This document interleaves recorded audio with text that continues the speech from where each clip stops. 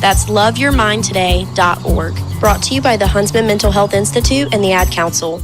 Portions of the following program were pre-recorded. Asheville's #1 sports station, ESPN Asheville, WPEK, W225CJ Fairview, WMXF Waynesville, an iHeart radio station. Guaranteed human. Live from the Ingalls studio. I can't wait to play with myself every day. The Sportsocracy. Damn the devil to hell! Let the big dogs eat! Let them on the field! Come get you some of this. Fire them cannons! By golly, put more powder in those things. He couldn't take any more disappointment. Oh my God. The Jets killed him. And welcome into the Sportsocracy on ESPN Asheville, 92.9 FM, 880 AM, and 1400. The Sportsocracy, heard everywhere you go on the iHeart Radio app and seen everywhere on YouTube. Just go to thesportsocracy.com, click the live video link, subscribe to the channel. Join us in the chat today, my friends, is... Mock Draft Wednesday! The first of the draft season. I have waited for 264 days to say those words, and here we are. Yes, sir. I have poured over it. Mm-hmm. I got one really good break this morning because a player declared that's in the mock. Yep. Thank you. Mm-hmm. We'll talk about that. Bottom of the hour. It's time. We have 32 selections. We have 32 players. Yes. There are some surprises. There are some oink. My illegitimate cousin brother is in it. You'll have to wait till the end for that. Okay.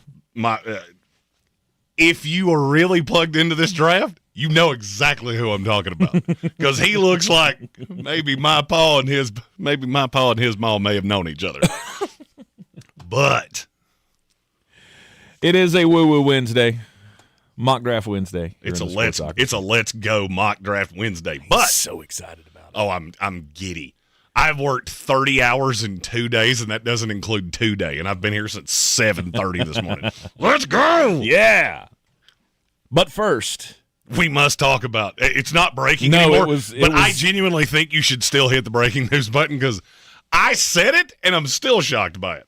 Who's gonna break the news? Who's gonna break the news? Who's gonna break the news? Who's gonna break the news? John Harbaugh. Mm-hmm. I mean, this is a great time for our in memoriam music, even though he'll only he doesn't deserve that music. I think he does, at least his tenure. Nope, not playing it. No Sarah McLachlan music? No, because that dude's not going to spend 5 seconds unemployed. Yeah, and I don't disagree with you. There's only one caveat there. You're right. He did total a car. And he will be getting a new car in 2 days. He totaled a Lamborghini, and he now will be getting a Hyundai Elantra in the form of either the New York Football Giants or the Cleveland Browns, or I believe that's end of message. John Harbaugh fired by the Baltimore Ravens. Atlanta Falcons. I don't think so. If you're not in on this, what are you doing? Why do you even exist? I can answer that. Yeah. It's the same reason he got fired in Baltimore. Look at the offense that they had at the end. Why would I have fired a coach who couldn't get the most out of the offense, no matter who the offense coordinator was? Why would I hire a coach that couldn't get the most out of Lamar Jackson, Derrick Henry, Isaiah Likely, Zay Flowers? Why would I do that? Because here's the thing. You're not just hiring John Harbaugh. I've heard all of this. Oh, everybody's going to be in on him, that he's the hottest candidate in the cycle. If the cycle wasn't this bad, that would not be the case. Because he's coming with Todd Monken. And I from an offensive, I know what I'm looking at when I watch football, I'll pass. Because Todd Monken couldn't make this work with a 2-time MVP. What the hell do you think he's going to do with Kirk O'Chain? So what was last year? Did he make it work? You've had the best roster in the league for 4 years. I mean, they had a pretty good year last year. Okay, you had a pretty good year. Whoop-de-doo. There's one winner and 31 losers. 14 games. He's been to one AFC championship game in 14 years. Yeah, I'm sorry. That's a problem when you have the best GM in the league. Not close. You have the best front office in the league. You can't get that to a Super Bowl. What do you think's going to happen with the Cleveland Browns or the Atlanta Falcons? I'm not saying John Harbaugh's not a good coach. There are two huge indictments of him. One, he's way too loyal to his assistants. It's a very common flaw of very good coaches. You win a lot, and he is one of the winningest coaches in NFL history. I think he's in the top 20 all-time winning percentage.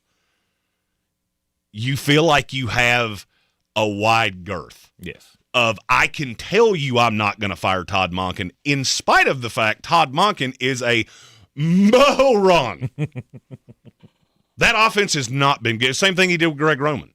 Greg Roman survived for so long, and it never made any sense. Okay, that's all well and good. When you have Ozzie Newsome and Eric DaCosta and Steve Bisciotti, you've got one of the best owners, one of the best front offices, one of the best drafting teams. Now you're getting ready to go to a turd. I hate to tell you this. There's 7 jobs open now. 7 have called him. I know who the 7th one is, by the way. Give you a hint. Their logo is on my lapel right now. That didn't go well. We would be interested in John Harbaugh. He would not be interested in you. JETS, just team. Go away. Yeah. Well, shoot. I was hoping at least it was us. Okay. Jeez. I mean, I'm about to the stage of intervention of we're well past the idea that you should still be thinking Todd Bowles is going to get fired because he's not. No, we're not. He should be fired. He should have been fired 3 years ago. Should. Yes. Unfortunately, they didn't ask you or anybody else. No. And to Malcolm Glazer, that's not how he feels. Now, let's get into Malcolm Glazer's dead. Is he? Yeah, I think he died like. Are you sure? Yeah, I think he died. I mean, I'm sorry, I don't keep my thumb on the. I was about to say my thumb on the pulse, and that would have been very insensitive. I think Brian is the kid. Brian and Charlie, I think. And that's fine. Anyway, yeah. Oh, that's fine. Malcolm's been dead for several years. Sorry, T's and P's. I didn't know. Sure. I feel like John Harbaugh is getting this concession. And it was the funny thing is, everything I'm getting ready to say, I had planned a week ago. I just thought I was going to be talking about a different person. Because this is the exact same argument I was getting ready to have with Mike Tomlin, but a field goal went.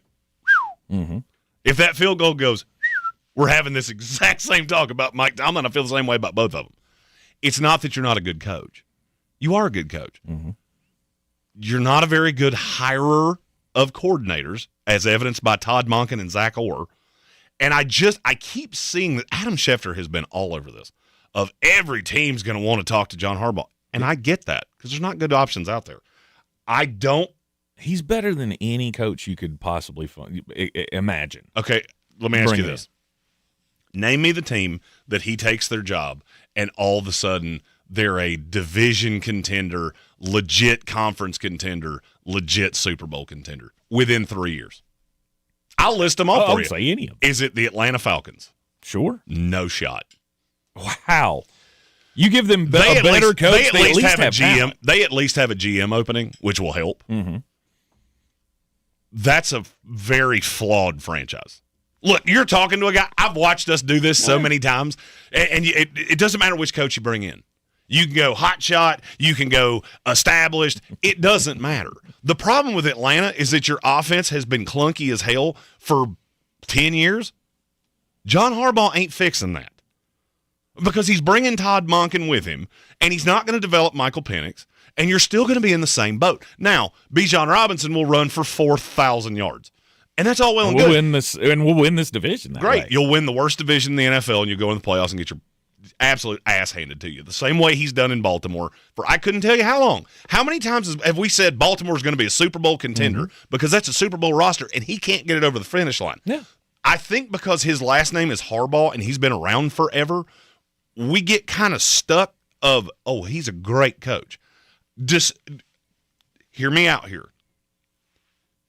Give me the tangible difference between John Harbaugh and Brian Billick.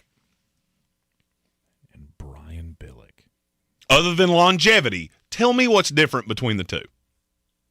I don't know. Brian Billick never got another job in the NFL. Now, he's a little harder to deal with. John Harbaugh completely lost the locker room. Completely lost it. I told you that 2 weeks ago. Because Jamison Hensley basically just crucified him inadvertently. Lamar Jackson's not coming to practice. Lamar Jackson doesn't want to practice in the morning. Everybody is just hating everything that's happening here. You did that with a veteran roster. What do you think you're going to do with a young roster? And again, I can't emphasize this enough. But is that not more of a Lamar problem than a John problem? You're the coach of the team. But what am I going to do if Lamar refuses to come to practice? Show up or get out. That's what you're going to do. You've been here 19 years, and you're being dictated to by a quarterback that's never won a thing? I'm pretty sure that's what happened here, is it not? Yeah, because John Harbaugh let it happen. He let it happen. Well, it came to the end. It's weird. Sean McDermott's never done that. It's never happened, not one time. You've never heard anybody say, Josh Allen, who's dating a celeb, or is engaged to, married to, whatever, a celebrity, has never dictated the way the Buffalo Bills work to Sean McDermott. You've never had it with Andy Reid and Pat Mahomes. You've never had it with Joe Burrow and Zach freaking Taylor. But you're telling me that Lamar Jackson has so much cachet that the second longest tenured coach in the NFL can't tell him, nah, dog, put the controller down. We're practicing in the morning. Okay, cool. You're not going to work elsewhere. You're just not. I know exactly how this is going to go. I'll forecast it in the stars right now because I know how this goes in the next 3 years. All right. He gets the New York Giants job, and Jackson Dart doesn't develop. And 3 years from now, he gets fired, and I can throw my hands up and go, I tried to tell you this. Because it's the way this works, there are only a handful of coaches that can work anywhere. I don't think there's one in the NFL right now. Andy Reid, great. That's always been a stable franchise. Kansas City, even when the coach wasn't right, when it was Herman Edwards, they still had stability from the top. Hunt family owned it. GM was always pretty consistent. They drafted reasonably well. The fan base was great. Here's what you're going into, because I don't think anybody's firing their coach to get to John Harbaugh. I'd be surprised. I've heard a couple teams, but I'd be surprised. You're either going to get the New York Giants, who have a god-awful GM that you're stuck with because for whatever reason the Mara family likes him. Right. And you have a roster that's just not very good. Okay, well, but the GM picks the players. John couldn't win with the best roster in the league. So now you're telling me he's going to go to 25 and all of a sudden, well, New York Giants, favorites to win the NFC. I'm sorry, I don't buy it. You're going to Atlanta. Atlanta has no GM. Awesome. John Harbaugh has great contacts from his time in Baltimore. So it could be Joe Douglas. It could be Champ Kelly. It could be a handful of guys that have worked in Baltimore. Do you really think they're going to be better than Eric DeCosta? Because I don't. You were in the most infinitely winnable division in the NFL outside of the NFC South. You couldn't win it with the best roster by a mile. And all of a sudden, he's this angel savior of your franchise. I just don't get it. It's the same thing I'd say about Mike Tomlin. They're the same guy. This is a coach that was hired 20 years ago. And if his career trajectory had been different, and he was a coordinator now, he's a special teams coordinator when he got hired, he doesn't even get an interview now. Because John Harbaugh does not play this game the way that Sean McVay does, the way that Andy Reid does. John Harbaugh is everybody's buddy. This has been the problem for as long as I can remember. He's everybody's buddy. So Todd Monken's my guy. Greg Roman's my guy. Zach Orr's my guy. How many years in a row have we looked at John Harbaugh and gone, you have a problem at coordinator, and you won't do anything about it? We talked about Greg Roman getting fired for 4 solid years. Yep. He wouldn't do it. And so now you're leaving the most stable organization in the NFL to go to a volcano, and you just think it's going to work because of the name. I've read this book. Dick Vermeil. Yep, read that one. Didn't turn out well. And I think that's exactly how this is going to go. Everybody thinks this is Andy Reid. Andy Reid was an offensive visionary in an offensive league that just had a team where the roster was constructed in a funky way, where you had Donovan McNabb, and then you went Kevin Cobb because you needed a quarterback and you couldn't get to one. You never hit on receivers all that well. People forget that. That was a problem in Philadelphia, too. He couldn't draft receivers all that well. That's been a problem in Kansas City, too. But you've got a stable GM. You have a stable ownership group. Those jobs aren't open. In this cycle, those jobs didn't open because they knew there were no candidates. Until now. All right, name me the team. Name me the team that has a sitting coach that you go, yeah, I think we'll fire him now. You know, because I can't find. Well, he's not winning in Tampa Bay. Your pride and joy is your offense, and his offense has been clunky off and on for 10 years. Now, is he better than Todd Bowles? Absolutely. Mm-hmm. Todd Monken, is he better than Josh Grizzard? Yes. Market upgrade. I don't know that I agree with you on that. Dude, come on. This guy, I mean, his offense generated so much that his guy won MVP, right? Mm-hmm. Okay. And then he just took that same offense and ran it into the ground. But does that not have anything to do with the fact that everybody was injured? Everybody was injured. How many games did Lamar Jackson play? He missed, 4? Yeah. And then played like crap the rest of the year. They played like crap before he got hurt. They had that game with Buffalo. I mean, I can't remember how this team, the record they started with. I can figure it out pretty quick. We were looking at them through 8 weeks going, what in the world happened here? You know what? Every finger has that finger has pointed back to 3 people. John Harbaugh, Todd Monken, Lamar Jackson. Mm-hmm. With John Harbaugh, you get 2 of those. You don't get the good one. Lamar Jackson's such a talent, I can deal with you being a kind of a head case. But isn't that why you lost the locker room? Oh, absolutely. Absolutely is why you lost the locker room. And the next coach, if he doesn't put a foot down, will have the same problem. Because you've got a group of veterans that are looking around going, we're in a Super Bowl window. And John Harbaugh doesn't have the teeth to look at Lamar Jackson and go, no, you can't sit at home and play video games until 2 o'clock in the morning, and we'll run practices at 2 o'clock in the afternoon because of you. Mm-hmm. You're going into dysfunctional franchises. People forget this was a special teams coordinator. He has no pedigree, offensive or defensive, so he's beholden to the coordinators. Mm-hmm. I already know who the offensive guy is because that's why you got fired. Exactly. Because you wouldn't let him go. Yeah. And there's a great chance your DC is either going to be Zach Orr or one of these guys that's been fired elsewhere. Because I'm pretty sure, I mean, would that not come down to, and again, this is not having an ear in the building or anything, but, I mean, does that not come down to there was a come to Jesus meeting and they said, look, Lamar's not getting along with Todd, so we need you to make a change. The issue from what I heard was not Lamar and Todd, it was Lamar and John. This wasn't a Todd Monken problem. This was a John Harbaugh. It was a John and Lamar are at odds. There might have been a Todd Monken element to it, but John Harbaugh would never put his foot down. And then he started losing the veterans. The analysis of it that I saw said that, and it was from some Baltimore guy that was saying that this was that Lamar didn't like the way that Todd ran the offense, and he didn't like that. So now you had a problem of Lamar didn't want to come to practice. And John, I mean, what's John supposed to do? Again, is he supposed to bench the former MVP? Well, I don't think you can do that. I can't let you just run roughshod over me. If all of this is true, you're still the one that was piloting this ship. And I'll draw the parallel to the one I thought we were going to be talking about here. Do you blame Mike Tomlin for having 8 lunatic receivers that have ruined his locker room over the course of the last 15 years? Because I do.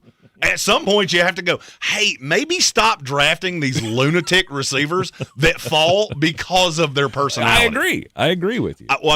Then how do I not blame John Harbaugh for that same thing? Also, and you seem to be forgetting this part, John Harbaugh could have gotten out of the Lamar Jackson business 2 years ago. He didn't want to. So you set the table for this. You're the one that I set to pilot the ship. If you run it into the rocks, I'm sorry, I don't want to listen to your excuse of, well, it was Todd or it was Lamar. I don't care. You're the one that set the table. You've been here for 2 decades, practically. You did all of this to you. And now I've said all this to say, I'm not telling you John Harbaugh's not a good coach. He is. Mm-hmm. He's the best coach in this cycle. I understand why every one of these teams called him. I just think it's funny that we're putting our fingers in our ears going, well, he'll go to Cleveland. All of a sudden, Cleveland will be good. Cleveland's quarterback situation is 4,000 times worse than Baltimore's. He's never really shown a great ability to draft those, and he can't draft receivers. So now you're going to go to Andrew Berry, who's never had an ability to do that, in another arranged marriage, and that's going to work. Or you're going to go to the Raiders that have been a dumpster fire from the top down since I was born, and you're going to make that work. I don't see that out of him. I've heard this Andy Reid comp, and it's comically stupid to me. Andy Reid is an offensive visionary. Mm-hmm. John Harbaugh is a special teams coach. He's a CEO. Mm-hmm. And that's fine. That can work if you hire the right guys. You show no ability to do that. All right, so he's Michael. At this point, to me, John Harbaugh is Michael Scott. Wow. You are a really good salesperson, but you're a little kooky in managing people. That's okay. Give me any other explanation of you just took a roster that I said on August the 26th of this year, that's the best roster in the NFL, and you should be in the Super Bowl because we forecast the fall off of the Kansas City Chiefs, we forecast the fall off of the Buffalo Bills, and we didn't buy into Cincinnati with Zach Taylor. All of that was put on a silver platter for you, and you couldn't beat 43-year-old Aaron Rodgers and Mike Tomlin because Cincinnati was irrelevant. Cleveland was irrelevant. That was 6 of your games. You got your brains bashed out by practically every good team you played. Then the schedule leaned up, and all of a sudden, well, we're almost in the playoffs. You still sucked. I watched every second of you against Pittsburgh and went, you will get matered unless you play one team. And here we are. Best of luck to you, Baltimore. Good luck finding a coach that's going to be better than that. Well, that's the interesting part. Where does Baltimore go from here? Oh, it's going to be fun to watch. I guess we'll talk about it after the break. I have a name, and it makes a lot of sense. And it's going to pain me to say, but it makes a lot of sense. You're in the Sportsocracy, and this is ESPN Asheville. All across the Tar Heel state. Tar Heels on the run. Trimble to the cup, layup, counted in the foul. This is Carolina basketball. Long rainbow three, nothing but net from the rookie. To Trimble, he'll try another triple. Counted. The home of the 6-time national champions. Drives and hammers it home. This is your radio home for the Tar Heels. Asheville's home for the Tar Heels is ESPN Asheville. Jesus didn't live passively. He lived on a rescue mission. As we step into the new year, the Daily Pursuit with Tim Tebow podcast reminds us that God has called us to more, to live on purpose and rise as conquerors. As followers of Christ, we're called to do the same because discipline may be painful in the moment, but it produces a harvest of righteousness and peace. Open your free iHeartRadio app, search The Daily Pursuit with Tim Tebow, and listen now. Good morning, guys. I just want to warn you, traffic is tough out there. We are here for you to tell you how to keep safe. Everybody who is listening needs to take cover as soon as they can. To provide the music, talk, and sports you love, and to deliver the news that matters to you. We are the voices you can trust. We are live and local. We are America's broadcasters. Text radio to 52886 and tell Congress you depend on your local radio stations. Message and data rates may apply. You may receive up to 4 messages a month, and you may text STOP to STOP. This message furnished by the National Association of Broadcasters. This football season, Bears Smokehouse Barbecue is where the fans feast. Catch every game Thursday, Saturday, Sunday, and Monday on big screens with booming sound, cold drinks, and the best barbecue in town. Bring your crew and tackle the game day grub package. A dozen wings, a pound of pork or chicken, a full rack of ribs, 3 pints of sides, and slider rolls feeding 4 hungry fans. Whether you're cheering for touchdowns or just here for the ribs, Bears is the ultimate game day destination. Bears Barbecue in downtown Asheville. Your home for football where the fans feast. It's the moment you dream of. The moment you work for. Train for. Run wind sprints when nobody's watching for. The moment when hours of gym time, court time, prep time, all culminate into this time. The moment when millions of bounces, blocks, and boards all add up to this. Your moment. Ingles, we're with you every step of the way. Sure, you know Appalachian Motor Coach is the official shuttle sponsor of the Living the Dream Tailgate Tour. But did you know that they can get you anywhere in style? Weddings, bachelorette parties, corporate gatherings, family reunions, Appalachian Motor Coach makes the ride part of the fun. Luxury seating, climate control, and none of the stress of parking or driving.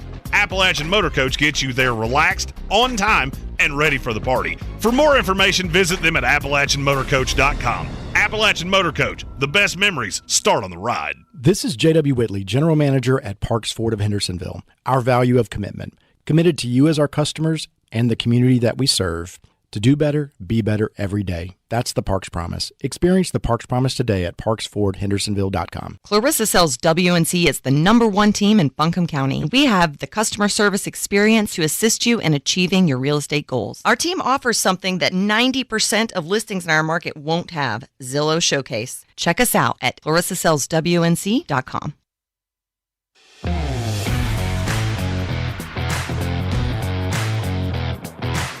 The Sportsocracy. What are you people? On dope? Back in the Sportsocracy, this is ESPN Asheville, and John Harbaugh. You said on Black Monday that there will be one that we're not thinking about, because there always is one. That wasn't one I was thinking about. Do you remember who I told you to watch out for? No. Baltimore. I don't remember that. I 100% said it. I don't remember that part. Because that rumor had gotten loud. Well, I mean, after so long, I guess it's not just, you can't oversimplify these things, but it does kind of, it does kind of baffle me. Like, okay, well, you had just won, 13, 12, and 14 games in the last 3 years? Mm-hmm. And then what'd you win out of that? 8 and 9, gone. What'd you win out of that? I get it. They didn't win a Super Bowl. Not a thing. No, didn't win a Super Bowl. You only went to one AFC Championship game. Mm-hmm. I mean, you have a guy that's won MVP twice, and you can't win in the playoffs. That's a problem. Mm-hmm. Mm-hmm. Now, good luck with the next one. That's my big message for Baltimore. Well, and that's because if you think somebody else is coming in to turn this into something it's not, I don't see it. I don't see who that person is. I got one in my head. Okay. Jeff Hafley. Jeff Hafley comes in and fixes the defense. Jeff Hafley's a former head coach that is not in because for me there are only 3 candidates that you can really look. I keep hearing Kevin Stefanski, and to me that's insanely stupid. Because Kevin Stefanski, the biggest problem with Stefanski in Cleveland was that he was so rigid with his offensive scheme that he couldn't make Deshaun Watson work. He couldn't make Dylan Gabriel. And I get it. These are not. I get it. Deshaun Kaiser. And I get it. Yeah. But, I mean, Deshaun Watson was a Pro Bowler. And everybody thinks that he just, and I took that year off, and all of a sudden I got hit in the head with a hammer every day, and all of a sudden I was just a terrible NFL quarterback. Mm-hmm. He was a horrible fit for Kevin Stefanski. That has been a talking point in Cleveland since 5 seconds after Deshaun Watson landed there, and he couldn't adjust. So now you're telling me he's going to do that with Lamar Jackson? I struggle to believe that. There are 3 candidates for me, and only 3, unless there is some mystery that I don't know who it is. It's either Jeff Hafley, who I really like the staff he could build, because Hafley's a former head coach that's a really good defensive guy. And I think he would be very open to who the offensive coordinator is. It's Anthony Weaver, the former defensive line coach that you should have promoted to defensive coordinator. The defense would love it. But he's the defensive coordinator in Miami? Yes. Don't get stuck on the results. The results don't mean that the coordinator's not good. Yeah, okay. Anthony Weaver, Weaver, a great job where he's at. You talk about a guy that because Anthony Weaver played for the Ravens. Mm-hmm. You talk about a hire that would galvanize that fan base because he's one of our guys, and he gets everybody comes together. I don't know exactly what the staff would look like. That sounds like a great coordinator to me. It doesn't sound like a head coach to me. Anthony Weaver, I've thought for 2 years he was going to get an NFL head coaching job. Mm-hmm. I'll promise you Baltimore interviews him. Sure. I'll bet you anything. He's one of their guys, of course. And then there's the one that I look at and go, that makes a lot of sense, but I don't know who runs the offense. Mm-hmm. Brian Flores. Okay. So Baltimore's going to win how? If you just look at Baltimore as it's constituted, look at the things that are not movable. I'm going to have Lamar Jackson. I'm going to have Zay Flowers. Mark Andrews. Yeah. There's not, and I guess that's my point. Yeah, sorry. There's not a whole lot of pieces that you look at and go, they're set in stone. Mm-hmm. There are a lot that are maybe the concrete's been poured, but I can still just go bloop because they're up against it cap wise. They have a lot of guys that are coming up. Mm-hmm. How are you going to win? I need to win by being really good defensively. Because you look at that team with Nnamdi Madubuike. I know Marlon Humphrey's been terrible for 2 years, but I think that's awful. I genuinely think that's more Zach Orr than it is anything. But is he not doing the same scheme that they were doing with Anthony Weaver? Just because it's the same scheme, it's not the same play caller. Okay. The adjustments are different. The calls are different. Who you're putting in charge of things is different. That's one of those, you said this earlier, don't oversimplify this. Don't oversimplify that just because a guy's not successful as a coordinator or he's not successful with one team or a coordinator switches, there's a lot that goes into this. Right. So don't oversimplify it to the point of, well, Zach Orr was the linebackers coach, then he just became the coordinator. Well, look, it's easy in the mind, right, to make that delineation. And I take my team for example, right? You had Dave Canales, good offense. He moves on to a head coaching job. Liam Cohen comes in, runs the same damn offense, good offense. He gets a head coaching job. Josh Grizzard comes in, runs the same damn offense, and he's terrible at it because the play call isn't the same, blah, blah, blah, whatever. So you got to be able to analyze as this goes on. This is not just, hey, I'm putting in the same game plan that Anthony Weaver did or Wink Martindale did or whoever I followed did. You got to be able to adjust on the fly. Dayball's interesting to me, or Flores is interesting to me because it could be Dayball, who's been as the OC, who's been really good with quarterbacks. It also could be Josh McCown because I've heard that routinely that if Flores takes a head coaching job, Josh McCown's going to be his OC. Okay. Now, do I love any of these? Are any of these coaches going to be better in 1 year than John Harbaugh? No, they're not. But John Harbaugh lost the locker room. That's hard to get back. It's hard to walk that back. Especially when you got vet guys that are looking around going, there is 0.001% chance this roster is better in 2026 than it was in 2025. I mean, you and I both worked for corporations basically our entire life. We've all had that regime change where you go, yeah, X is gone. X was an idiot. You're really hyped up for about a year. And then about a year later you go, X and Y are the same person. Why do we keep hiring the same person to do the same job? That's why you got to go get a hammer. There aren't a ton of hammers out there. As a matter of fact, and by a ton, I mean there are none. And this is my problem with what Baltimore did, was because you don't have a hammer out there. And in my eyes, you just gave everybody else the hammer. If you wanted to do this, do it next year. You know, Gambit fan have a plan. Gambit fan and Joshua Penix have both said what I really wanted to say, but I couldn't. Rex Ryan. We were talking about this the other day. Rex wants back in his league real bad. You want a coach that – I don't know how Baltimore would react to that, solely because his offenses in New York were terrible at times. But you want to take a swing? Rex would be a lot of fun. I don't know. To me, I mean, we talked for years about how steady of a program this is. The Baltimore Ravens' best front office in the league, Steve Bisciotti, and, you know, coming off the Greg Newsome and all of that. Ozzie Newsome. Or Ozzie Newsome, sorry, not Greg Newsome's a mediocre quarterback. Cornerback, yeah. Apologize. Ozzie Newsome. All, you know, that whole lineage, great front office, has spurned to how many general managers? Right? How many other general managers around the league have come out of that front office? Lot. There's a bunch of them. Or at least high-ranking officials in other football Absolutely. And I think some of them probably got jobs elsewhere and have already been moved on. Moved over. I'm thinking they got the guy whoever took over the Chargers. Years ago. Joe Hortiz. Yeah, Hortiz. So here would be my question. And this is we got to get into the mock. Yeah. So I guess. Don't say I guess. Don't you rain on my parade. Here would be my question. So take everything you just said. Yep.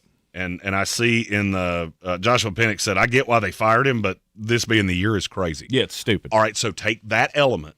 Take the element of Baltimore is the most stable, consistent franchise in the NFL. They don't overreact. They've had 3 coaches in the team's existence. They moved to Baltimore, 96, 97? Something like that. 98, somewhere in there.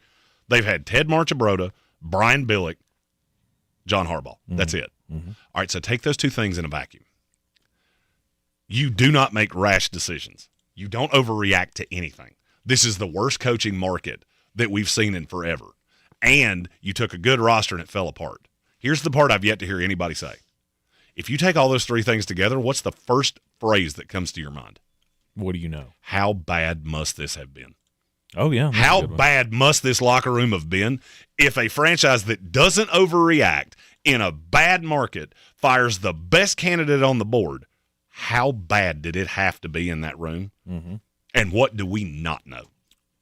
Well, it got bad enough, apparently, that your quarterback didn't want to come to practice. Mm-hmm. And the coaches had a big damn problem with it. And I feel like the way this probably went down was they went, hey, this guy can't be not showing up to practice. We need him to show up to practice. He refused. And they went, well, you're just going to have to fire who's the problem. And when he said no, they chose Harbaugh or Lamar. That's your choice. And I can't tell you I would have chosen any differently. I wouldn't. I mean, what are you going to do? You can't get rid of Lamar. Right, like I can't do anything with Lamar. And if the coach says no, I'm stuck. And this is a great time. Because I can't do this again. Well, as the head cheerleader of the Rex Ryan bandwagon. Rex Ryan 2026. Ba-na-na-na-na-na-na. Baltimore, I don't ask for much. Man, that'd be a lot of fun. Crab cakes and foot fetishes 26. Rex Ryan's your guy. Paid for and brought to you by the campaign to elect Rex Ryan as the new head coach of the Baltimore Ravens. You're in the Sportsocracy, and this is ESPN Asheville. ESPN Asheville, your mountain weather forecast. Rolling into our Wednesday afternoon, feeling like, I'd say April, not January. Beautiful blue sky, 65 degrees. Tonight, some clouds, upper 30s. Tomorrow, a little more clouds, still some sun, low 60s. Chance of rain as we go through Thursday night and Friday. I think a better chance Friday afternoon into Friday night.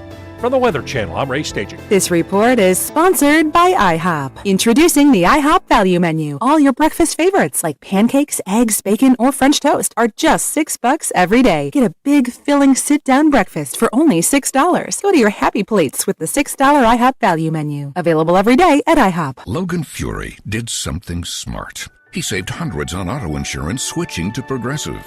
With that money, he bought a mini treadmill. Is walking on it during video conference calls more distracting than he thought? Yes. And is that because he overestimated his foot-eye coordination? Definitely. But it's Logan's savings, and if he wants to burn calories and any chance at a promotion, we say, good for you, Logan. Switch and see if you could save with Progressive and treat yourself. Progressive Casualty Insurance Company and Affiliates. It's a new year, and Aleve is here to help you keep your New Year's resolutions on track. Whether it's a daily walk, hitting the gym, or spending more time with friends and family, Aleve's got your back. With up to 12 hours of body pain relief per dose, Aleve keeps you moving with long-lasting body pain relief so you can chase those dreams and achieve your goals. Don't let body pain slow you down. Keep going with Aleve, because this year is your year. Try Aleve. Use as directed for minor aches and pains. The free iHeartRadio app is your daily soundtrack with live stations, 24/7 news, sports, and weather, and of course, the most podcasts on the planet. It's easy to see why more and more people are using it. Join the millions who already have it on their smartphone. The free iHeartRadio app, the #1 app for radio. Larissa sells WNC as the #1 team in Buncombe County. We have the customer service experience to assist you in achieving your real estate goals. Our team offers something that 90% of listings in our market won't have: Zillow Showcase. Check us out at larissasellswnc.com. This is J.W. Whitley, General Manager at Parks Ford of Hendersonville. Our value of commitment. Committed to you as our customers and the community that we serve. To do better, be better every day. That's the Parks Promise. Experience the Parks Promise today at parksfordhendersonville.com. I'm Coley Duffy. I'm Cody Ward. And we're the Chainsaw Brothers. Actually, we're cousins. A few days after Helene, we was in the driveway having a couple beers, waiting on the power to come back on. And we heard so many people calling, needing trees removed, and couldn't afford it. So I called my dad to borrow a chainsaw, and over the next few months, we cleared trees for our neighbors. Our business was born out of wanting to help Western North Carolina get back on our feet. We are fully insured and licensed. We keep our promises, meaning if we say we're going to be there, we'll be there.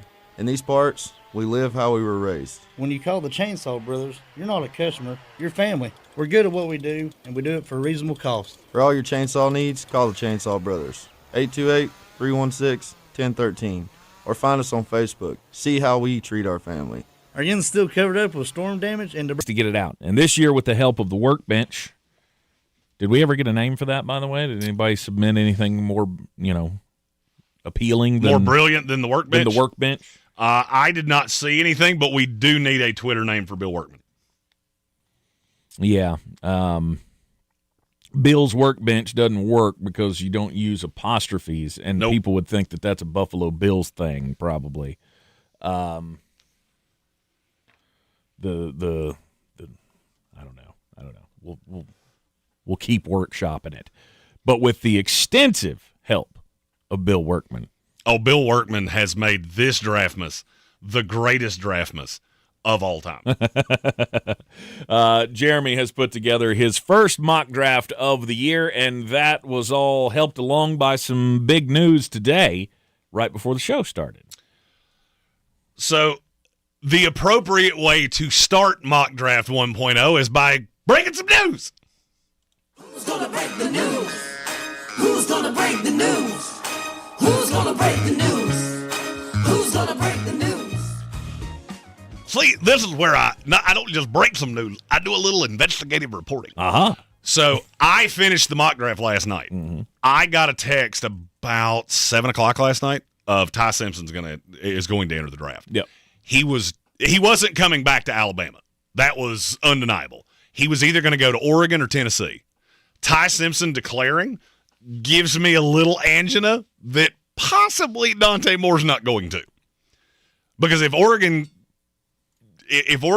thinks they're going to get Dante Moore back, they don't have to go down the Ty Simpson rabbit hole.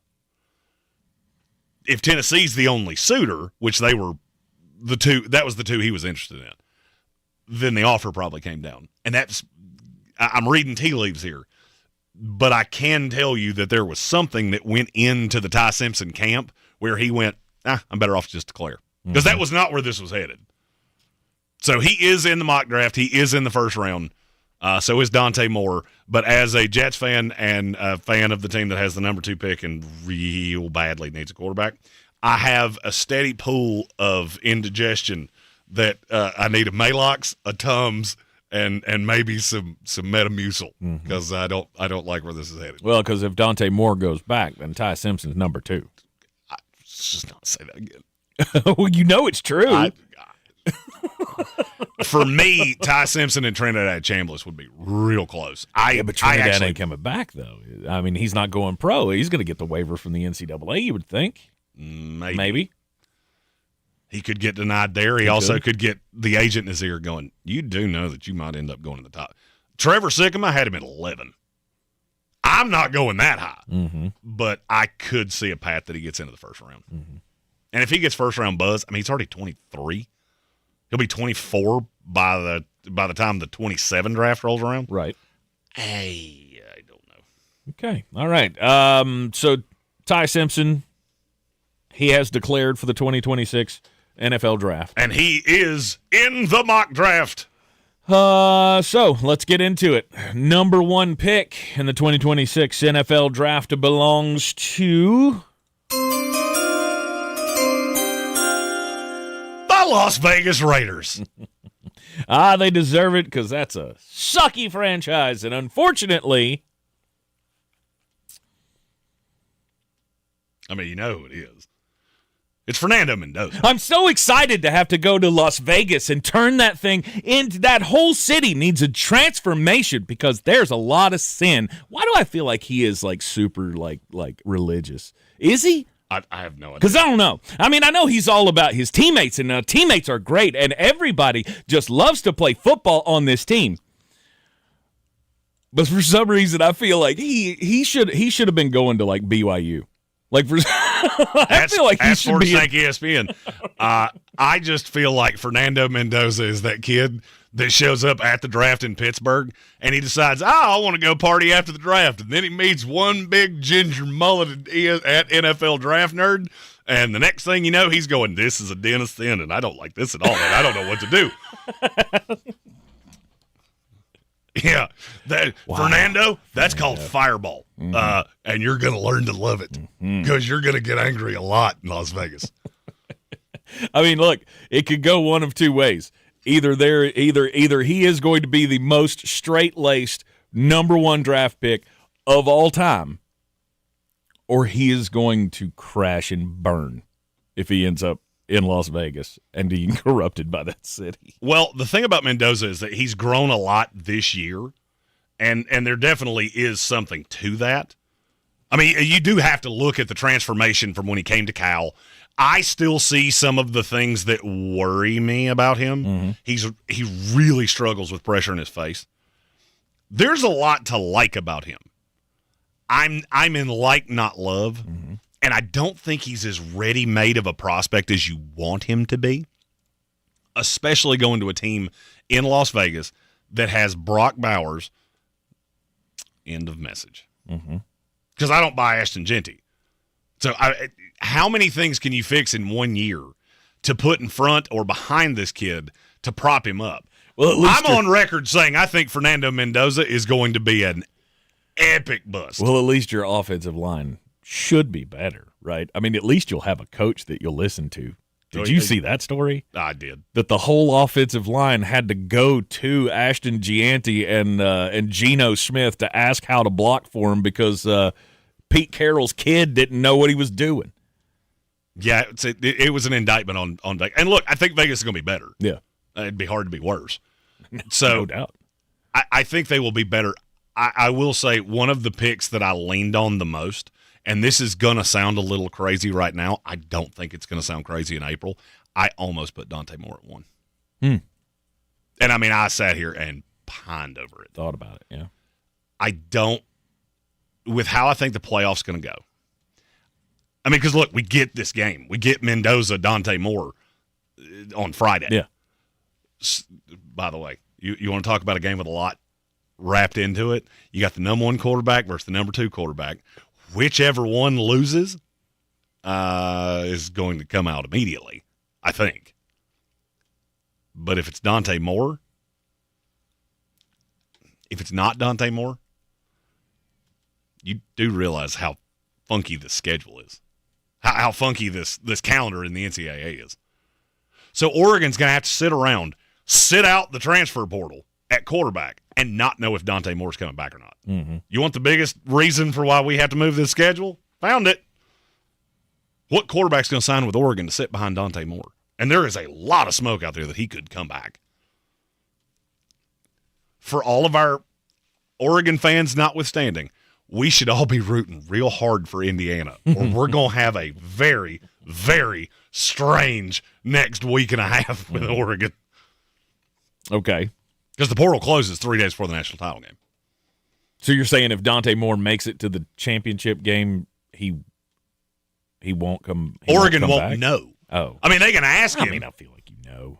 They can. All right, so there's a little bit of a tangent, but I get it. Let's say Dante Moore goes, 80% completion percentage, throws for 325, has 4 touchdowns, and he's just out of this world. And all of us universally go, that's the number 1 quarterback. You're telling me this kid's going to come back in spite of the fact he's the number 1 player in the draft? I don't buy it. I don't think he comes back regardless. Nah, there's a lot out there. A lot. I mean, and it's been coming out since October of don't pencil this kid in this draft.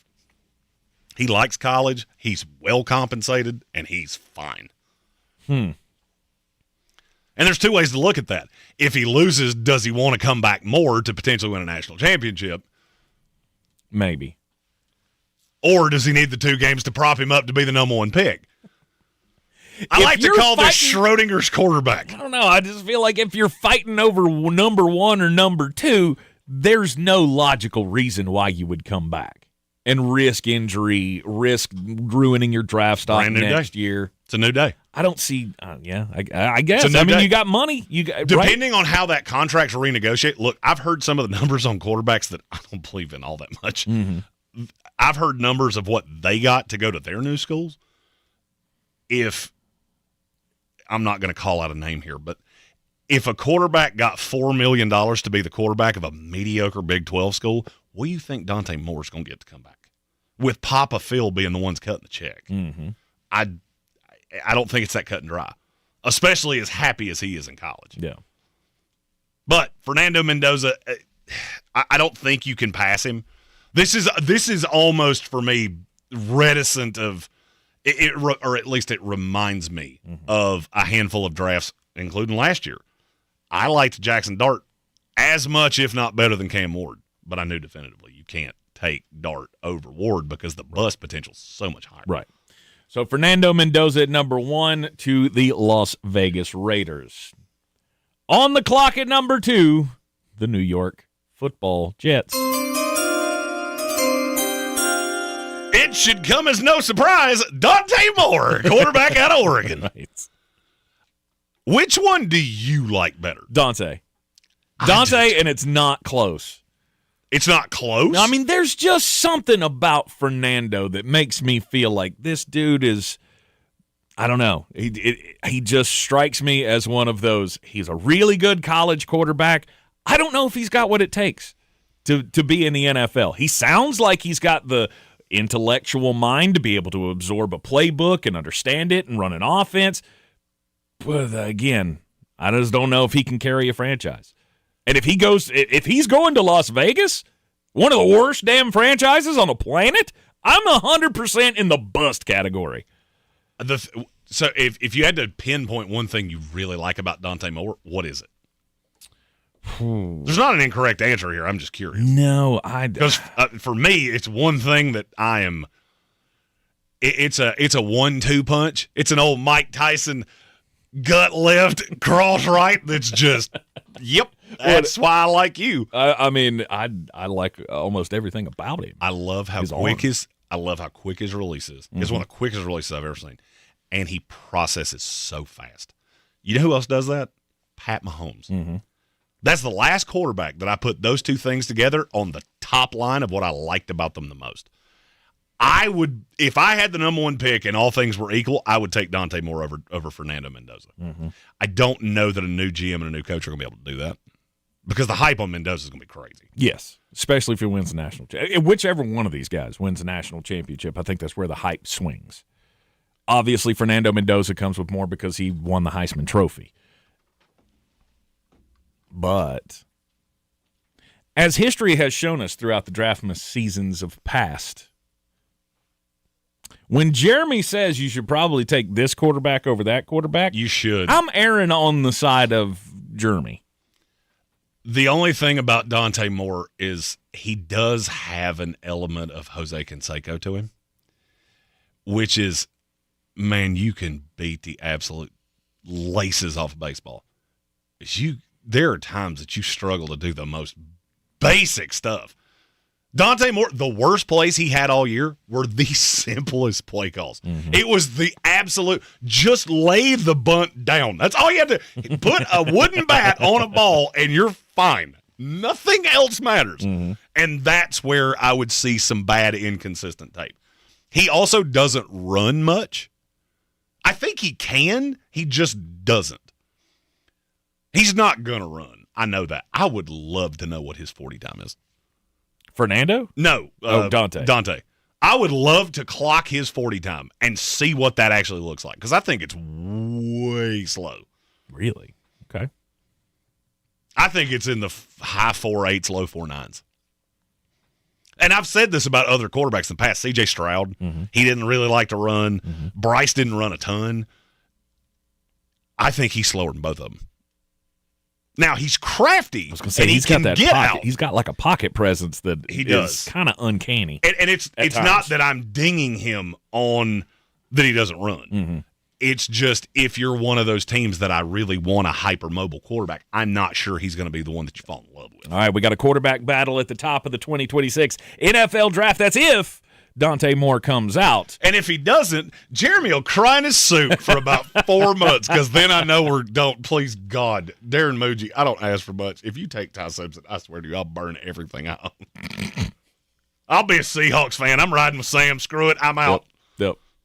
You're in the Sportsocracy, and this is ESPN Asheville. 92.9 FM, 880 AM, 1400, everywhere on the iHeartRadio app. The mock draft 1.0 of the Sportsocracy continues after this. ESPN Asheville, your mountain weather forecast. Rolling into our Wednesday afternoon, feeling like, I'd say April, not January.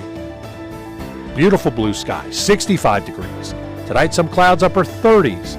Tomorrow, a little more clouds, still some sun, low 60s. Chance of rain as we go through Thursday night and Friday. I think a better chance Friday afternoon into Friday night. From the Weather Channel, I'm Ray Staging. This report is sponsored by IHOP. Introducing the IHOP Value Menu. All your breakfast favorites like pancakes, eggs, bacon, or French toast are just $6 every day. Get a big, filling sit-down breakfast for only $6. Go to your happy plates with the $6 IHOP Value Menu. Available every day at IHOP. You know who's listening to the radio?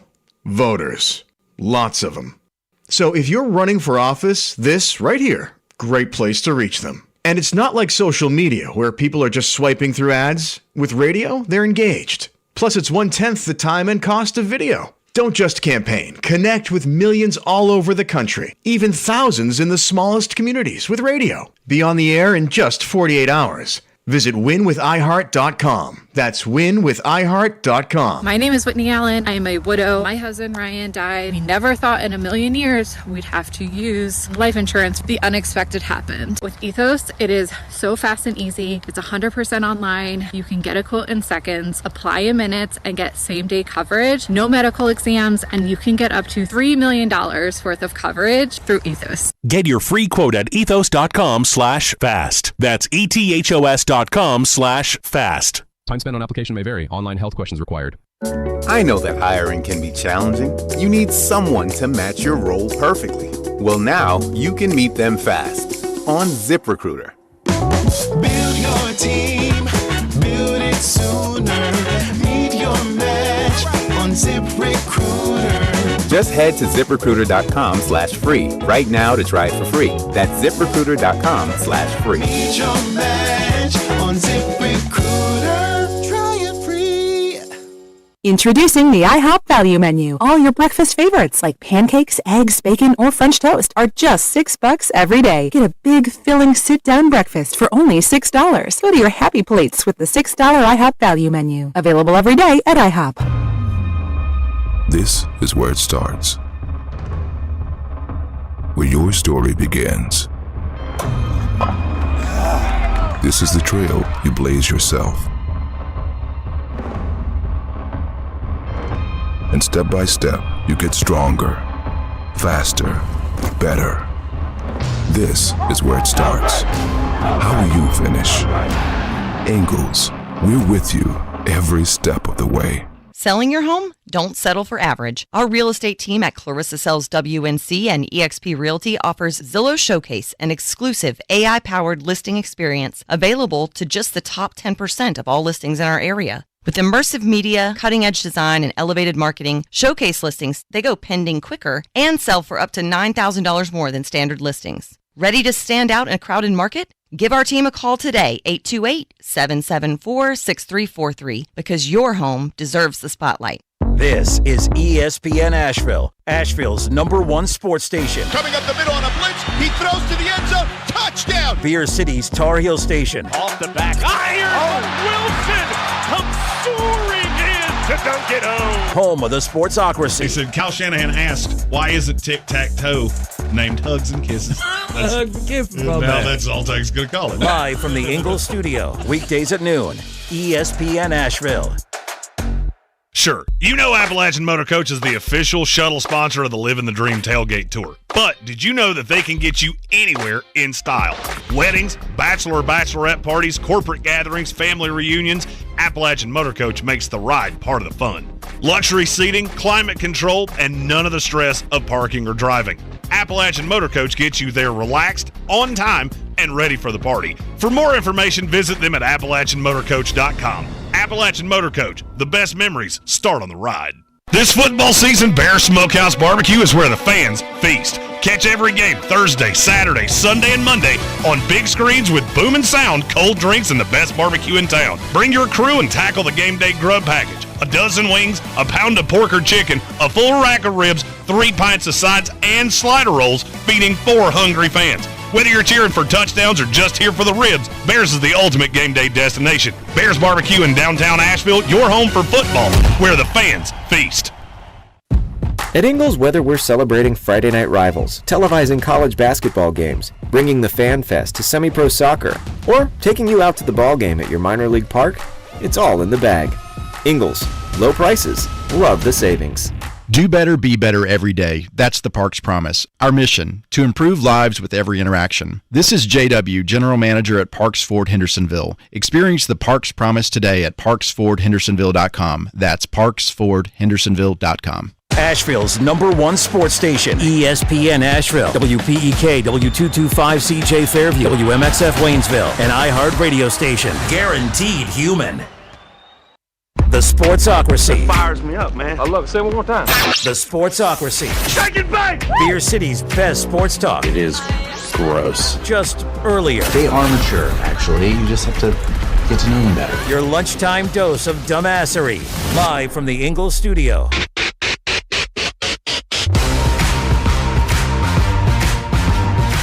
And welcome back into the Sportsocracy. It is ESPN Asheville.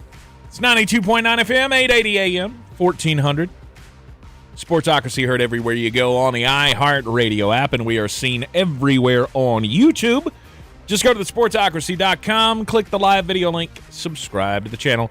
Join us in the chat. Be sure to follow us on all the socials at the Sportsocracy, and especially for the Draftmas season, you want to be following at the Draft Nerd. The NFL Draft The Nerd. NFL I'm going to Draft put that up Nerd. on a board You back here. should. I mean, somewhere you should put it up on a board. All I did was take out the ESPN and put in the NFL. The NFL Draft Nerd. Kind of like the Ohio State University. Exactly. I am the NFL Draft Nerd. Yes, see, that's how that's supposed to be said. Like the Sportsocracy. Bingo. Mm-hmm. The is a high-volume word. It is. It is.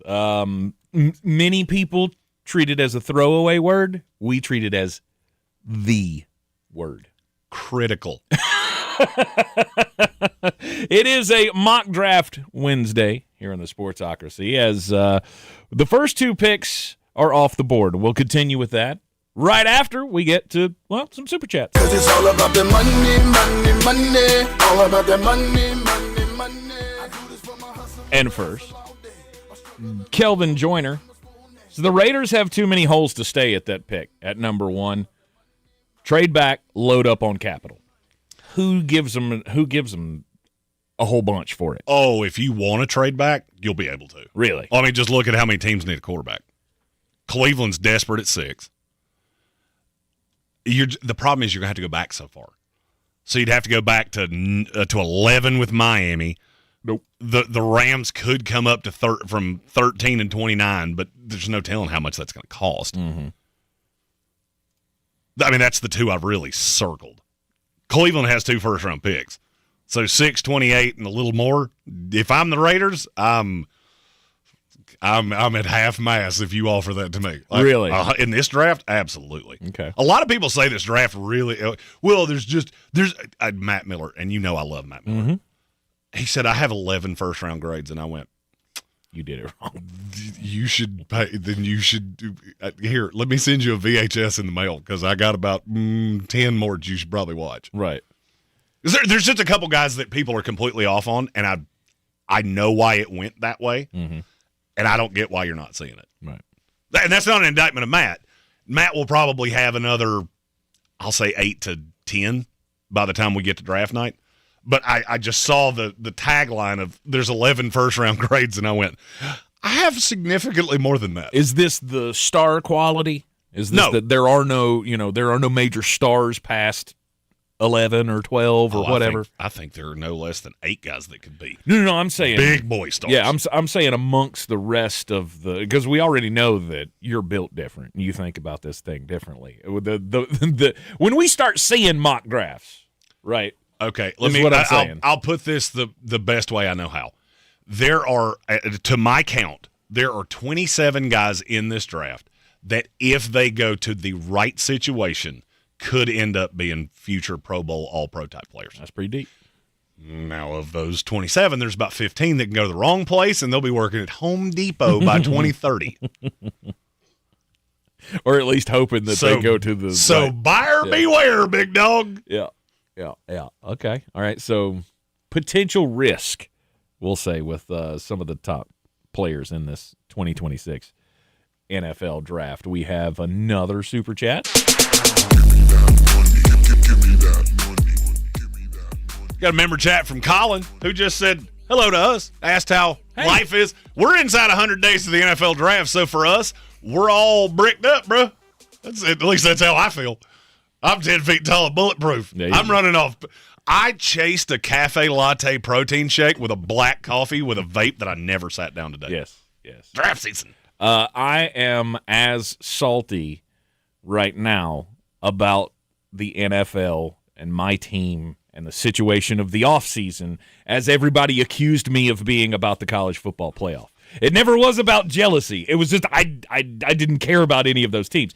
Right now, I am so livid inside that this did not go the way I wanted it to. Like Trevor Sycamore, I blame him. Trevor got me all amped up yesterday. Did you see his tweet where he was like, this is what the Tampa Bay Buccaneers should John do. Harbaugh. And we go get John Harbaugh, and we bring back Todd Monken, and we bring in Wink Martindale to run the defense, and we trade 2 first-round draft picks for Max Crosby, and we get Nakobe Dean, and which, Nakobe Dean, that immediately just went half-mast for me. If you paid real attention to that tweet, you'll notice that, and it should be because we follow each other. Yeah. One of your first replies should have been from me, and I went, no less than 2 of those things are completely out of the range of possibilities for Tampa Bay. None of it was out of the realm of possibilities. It all could have happened if Trevor Sycamore was the GM of the Tampa Bay Buccaneers. And you know what, Jason, get on. Hey, you hire Trevor Sycamore as a GM. I've got a pretty good idea that Jeremy's going to have a role in that administration, so I'm all the way up. That's what I'm saying. Put Flostradamus in my draft room, please, and we won't have any more Yaya Diabis. Yaya's not bad. Yeah, trust me, you've made a lot of boo-boos. Josh, Tryon Shoyinkas. There's a good one. Logan Hall. Logan Hall. Yeah. But we have one more super chat, and it's directly related to the next team on the board. Cause it's all about the money. All about the money. I do this for my hustle all day. It's from Red C, who said, I need the mock draft now. That was while we were talking about John Harbaugh. We had to hold on to that super chat for a minute. Yeah. But we're at pick number 3, and it's his team. That is correct. At the 3rd pick in the 2026 NFL Draft, the Arizona Cardinals select... This is the first swerve. And I don't know if he's going to hate this or love it. I'm not sure. So here's where and I'm going to tell you how my thought process went.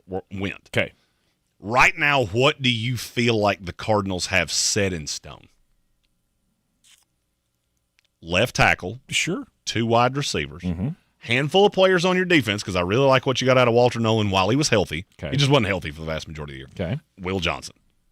Josh Sweat. You got a handful of pieces on defense. By the way, was Will Johnson hurt bad in that game? I don't know. I haven't seen an update yet. Okay. All right.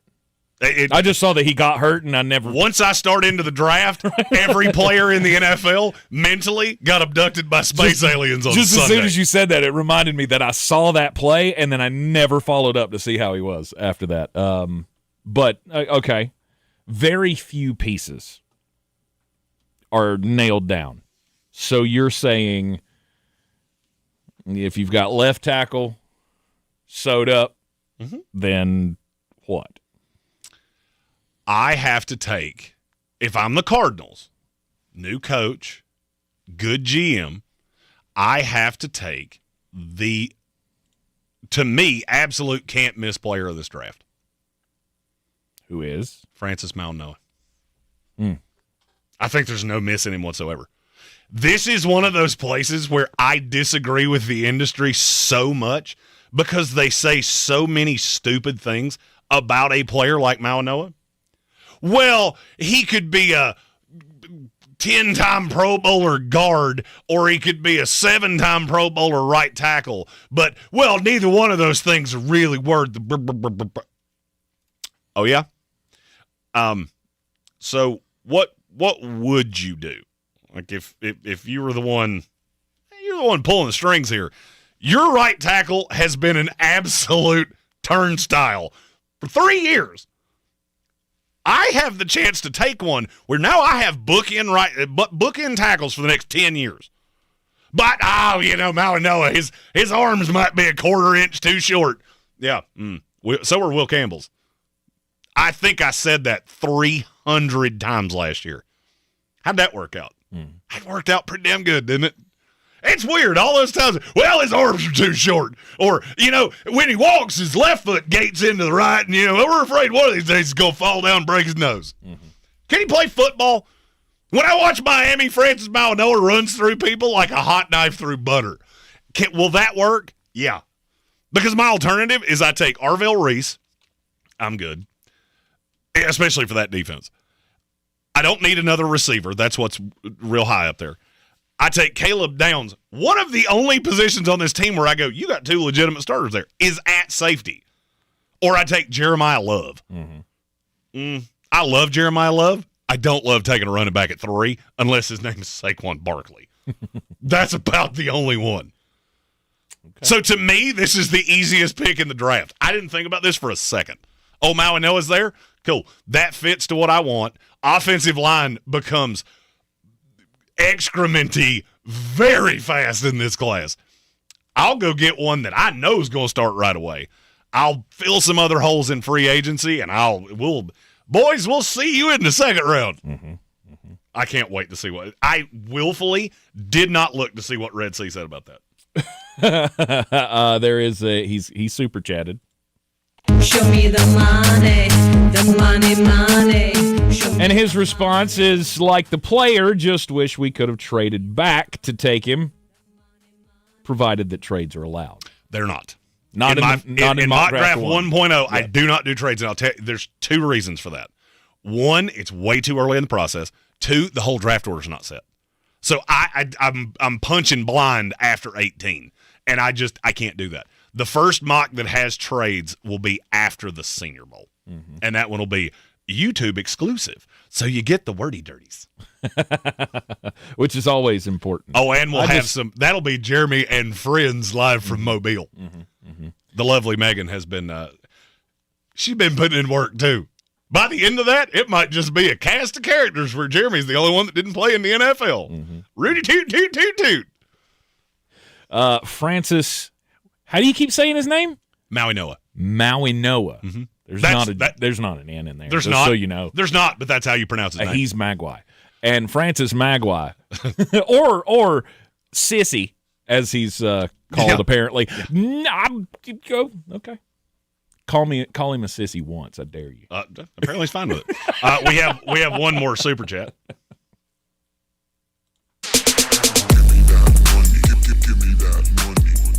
It's from Red Feather, who said, all I'm asking for at this point, no major screw-ups. Don't tamper. Don't make huge reaches. Don't sign free agents that can't play. Hashtag go Cards. It's exactly what I did. I took the safest player in this class.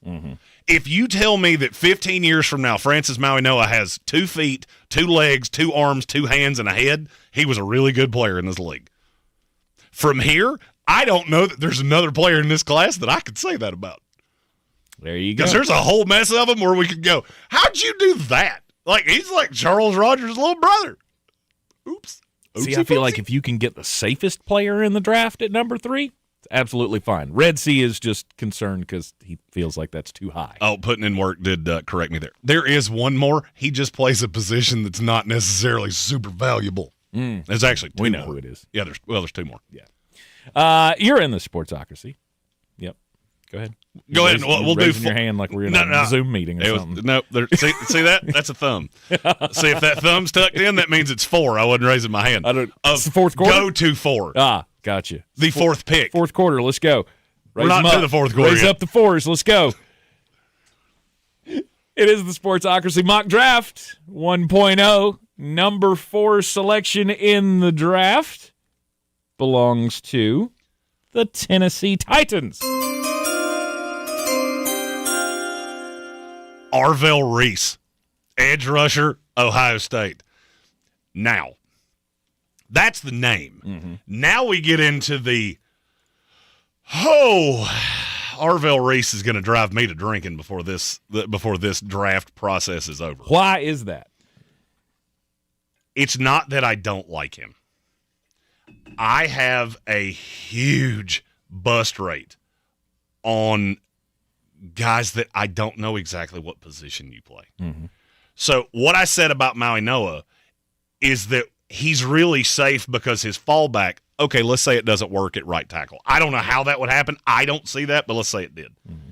If it does, he goes into guard, and he is an absolute stud.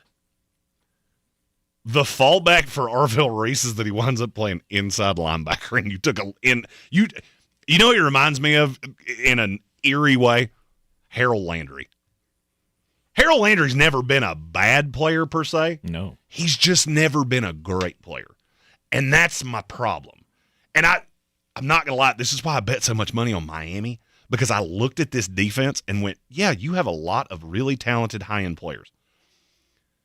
Because Arvell Reese looks like he's going to be Javon Curse 2.0. He's 6'4", he's 240 pounds. If he runs, he will run super fast. He's really strong. He's good against the run. And then there's the one problem. I don't know what position you play, and every time you move around, it looks like you know one way less than the others. He just looks like a giant safety to me. It's funny.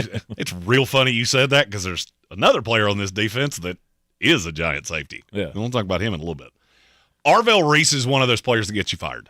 Because if you're right, you've got an elite edge-setting edge rusher forever. I don't know that he can cover, because I think his ideal fit is standing in a 3-4.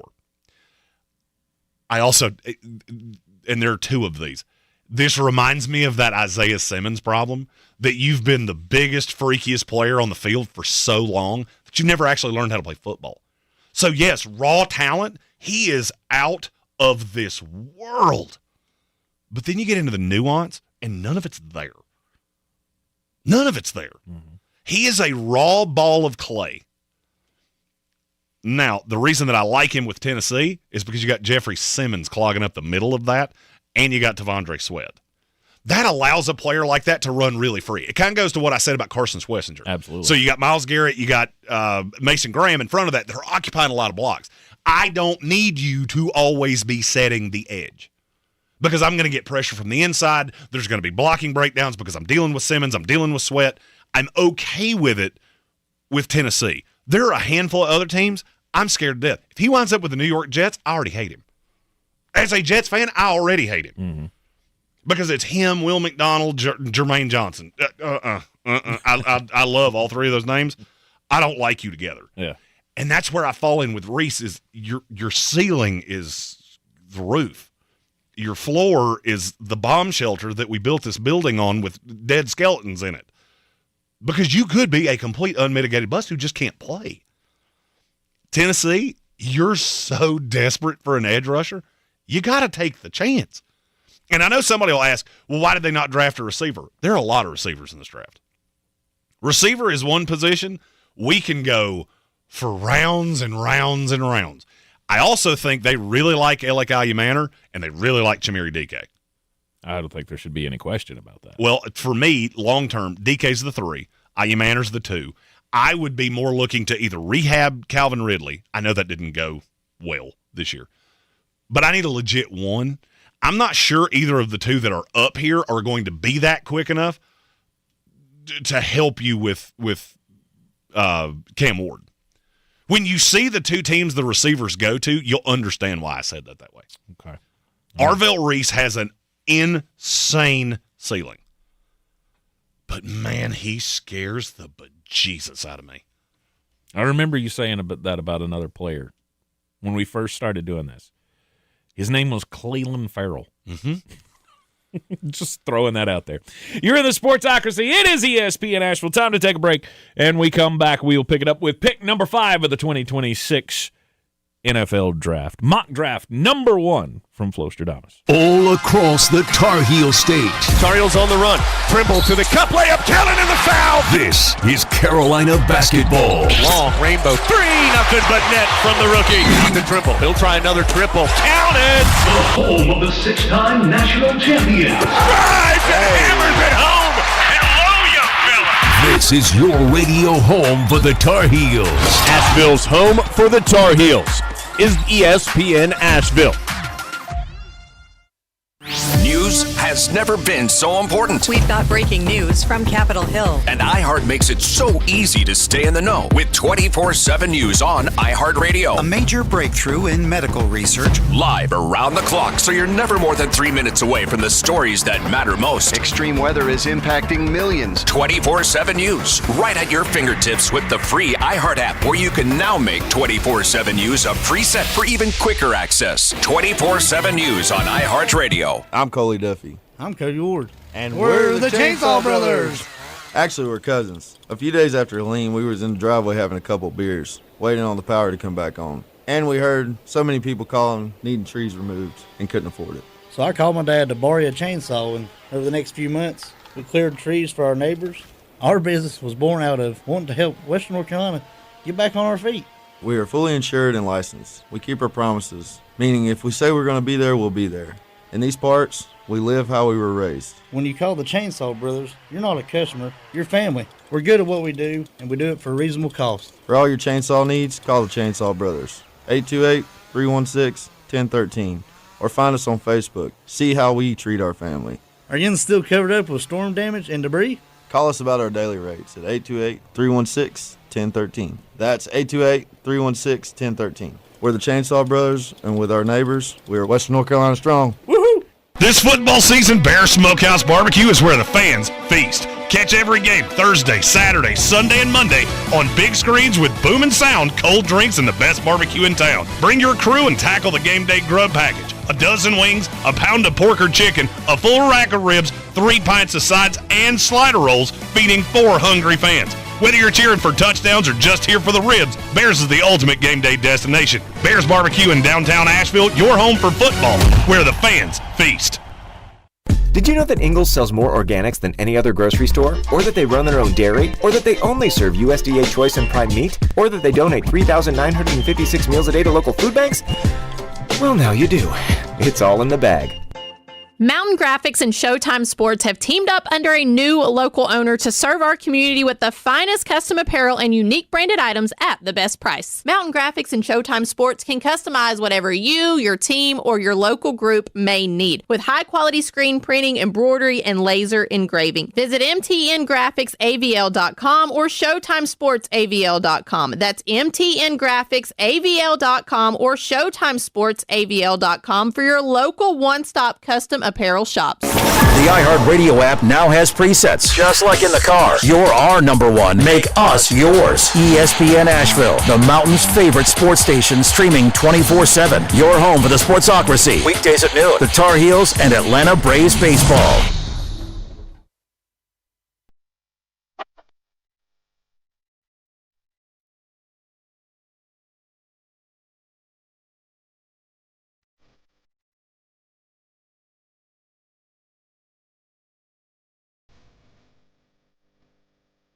Well, welcome back into the Sportsocracy. It's ESPN Asheville. It is Mock Draft Wednesday.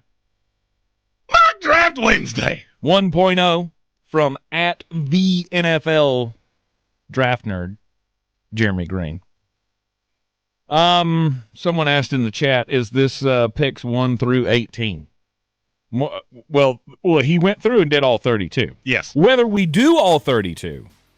If we don't get, I'll put it this way: if we don't get through all 32 on the ESPN Radio Box, we will stick with you after this on the YouTube stream to get to 32. A little bit of overtime. There you go. Well, hey, speaking of overtime, I do a show called Overtime. You do? Every Monday night, 7 to 9's call-in show. Call in, yell at me. Call in and ask me what you think about your team. Yep. Call in and ask me, why did the Tennessee Titans not take a wide receiver at number 4? Well, it's funny you ask that because we're to number 5, and I think your answer is going to come pretty daggum quick. All right, with the 5th pick in the 2026 NFL Mock Draft 1.0, the New York Giants select Carnell Tate, wide receiver, Ohio State. I'm officially to the point, I don't care how many red flags an Ohio State receiver has. Just take them. Mm-hmm. They all work. Yep. They all work. You know why they work? Because they're all really, really, really good route runners. All of them. Brian Hartline, how he had to settle for South Florida, I have zero idea. That dude should have been the first call at Penn State. because he develops wide receivers in a way that I don't think I've ever seen before. Because Carnell Tate is a BDD. I mean, he's 6'3", 195 pounds, got a nice athletic build, really good route runner, good hands catcher. Then comes the issue that I have. And I've had this issue before out of Ohio State receivers, and that's why I'm not letting it bother me. I think he has to run at the combine because I'm scared to death what he's going to run. Think he's too slow? I could see a path that Carnell Tate throws a time that starts with a 4, a period, and a 6. And that ain't good. Now, you know what makes me feel better about that? The fact that I know Malik Neighbors will be on the other side and Wan'Dale Robinson will be in the slot. Then I feel okay about it because now he's the bigger, more physical. He's the guy that Jackson Dart can trust. Malik Neighbors is the big play guy. Wan'Dale Robinson's the slot check down guy. I've got Scattaboo out of the backfield. Now I feel like I got all the weapons in place. The Giants would love it if Francis Mauigoa fell here. He's not going to. He's not. Just because he is the reason I had him at 3 is because he's the only non-yeah-but player. Every other one of these guys, I've got a yeah-but. Tate's, he can shut everything virtually every negative I could say about him, he could shut up by showing up at the combine and running a 4.48. And I'll go, yep, number one receiver, not even close.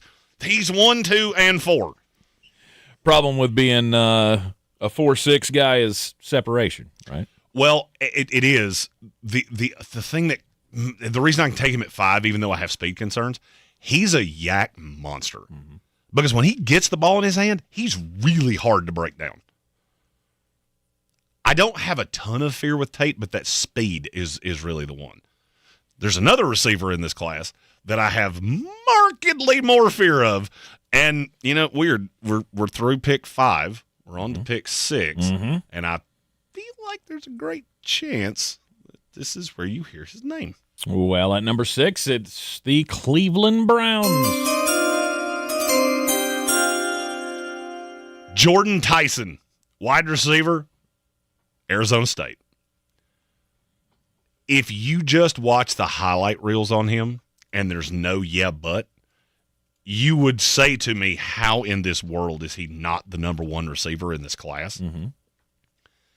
Because his raw, absolute talent is out of this world. I have one huge angina, diarrhea-inducing issue with Jordyn Tyson. He played in the Big 12? That doesn't help anything. It scares me that he's been hurt every single year. Okay.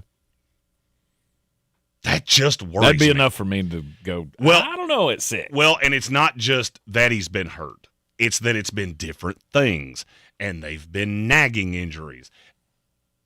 And then comes the biggest issue I have with him. Hey, you remember a player that, and this is the first time his name comes up this year because he is without a doubt the one that this bothers me the most about.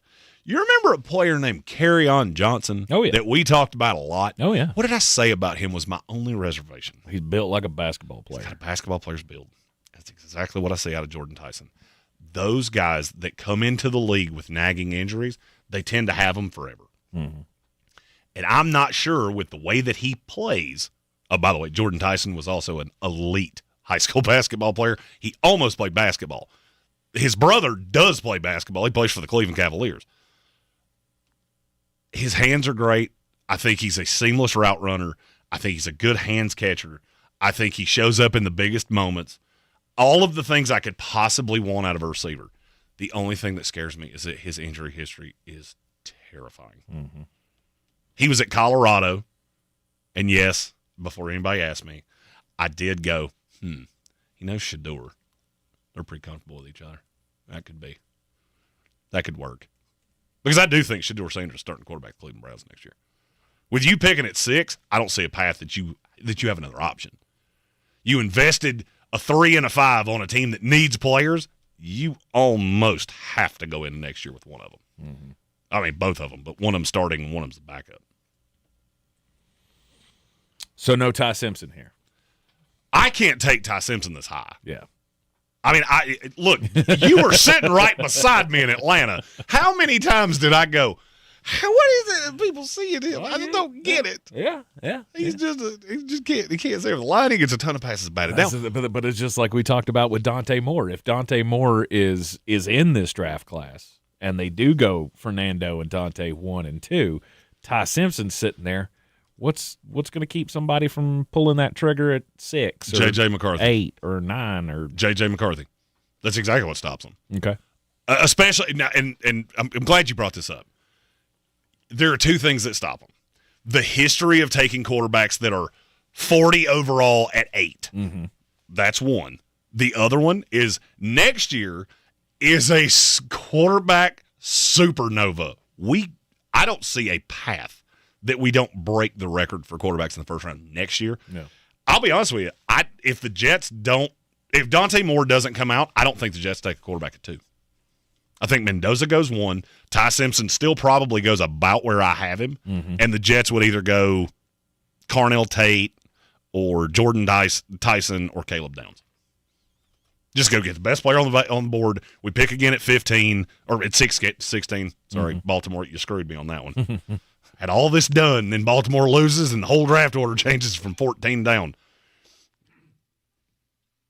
I don't think they would reach for Ty Simpson. Because I have yet to talk to a scout that it doesn't have a huge about him. And if I'm Cleveland, especially because you kept Andrew Berry, and I know that he was kind of forced to take Shedeur Sanders by Jimmy Haslam, between Dylan Gabriel and Shedeur, if you add those two picks together, it's basically like you took a quarterback in the second round. You take one the next year, it makes you look like a buffoon, especially if it doesn't work out. I think they will try to prop up what they have, not replace the quarterback. And and I'm not going to lie, with this first mock, when I see things like this, I mean, Jordan Tyson's brother plays for the Cavs. That's also in Cleveland. Yeah. I could see a path where that he really shows out when he's in Cleveland, when he shows up to the meeting. This is where I want to be. I want to be close to my brother. Those things do play into my mind early. They don't as much late, because by that time I've already gotten reports of, well, he was great in Cleveland or he was terrible in Las Vegas. At this point, I start reading tea leaves a little bit. And that Jordan Tyson here just makes too much sense. Mock Draft 1.0 for the Sportsocracy here on ESPN. Asheville will be back on a Best Day of the Year Mock Draft Wednesday 1.0. right after these messages. ESPN Asheville, your mountain weather forecast. Rolling into our Wednesday afternoon, feeling like, I'd say April, not January. Beautiful blue sky, 65 degrees. Tonight, some clouds, upper 30s. Tomorrow, a little more clouds, still some sun, low 60s. Chance of rain as we go through Thursday night and Friday. I think a better chance Friday afternoon into Friday night. From the Weather Channel, I'm Ray Staging. This report sponsored by the experts at Howard Hanna Beverly Hanks Real Estate, the real estate leader in Western North Carolina. Howard Hanna Beverly Hanks Real Estate is not like other real estate companies. They're built differently. As the #1 family-owned real estate company in the U.S., proven expertise and personalized service delivers results. Let them show you how at Howard Hanna Beverly Hanks. Are you 50 or older? This news is for you. The CDC recommends you get vaccinated against pneumococcal pneumonia. Even if you're healthy, your age puts you at risk. People 50 or older are over 6 times more likely to be hospitalized with pneumococcal pneumonia compared to adults 18 to 49. Just one shot can help protect you. Learn more and schedule at vaxassist.com. That's VAXassist.com. Sponsored by Pfizer. You still thinking job change in the new year? Yeah, I need something that's in high demand and more stable in this economy. IT? Yeah, cybersecurity, maybe even AI. That's what I did. Really? How? Went to My Computer Career. You don't need any prior experience, and you could start your new career in a matter of months. A lot of IT pros go to school there, too, to level up. Sweet. Are classes online or on campus? Both. Wow, I'll check it out. Thanks. Make this your year. Take the free career evaluation now at mycomputercareer.edu, an elite CompTIA certification partner. Financial aid is available to those who qualify, including VA benefits. Want to save some money in 2026? Stop paying for apps you don't need. The iHeartRadio app is completely free. Live radio stations, music playlists for everything, and the most podcasts on the planet.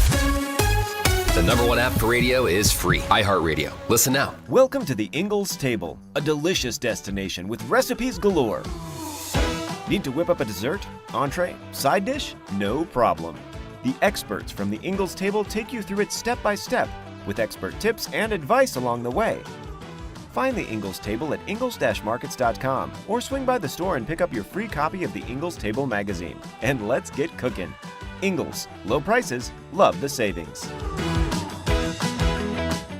Mountain Graphics and Showtime Sports have teamed up under a new local owner to serve our community with the finest custom apparel and unique branded items at the best price. Mountain Graphics and Showtime Sports can customize whatever you, your team, or your local group may need with high-quality screen printing, embroidery, and laser engraving. Visit mtngraphicsavl.com or showtimesportsavl.com. That's mtngraphicsavl.com or showtimesportsavl.com for your local one-stop custom apparel shop. Selling your home? Don't settle for average. Our real estate team at Clarissa Sells WNC and eXp Realty offers Zillow Showcase, an exclusive AI-powered listing experience available to just the top 10% of all listings in our area. With immersive media, cutting-edge design, and elevated marketing, Showcase listings, they go pending quicker and sell for up to $9,000 more than standard listings. Ready to stand out in a crowded market? Give our team a call today, 828-774-6343, because your home deserves the spotlight.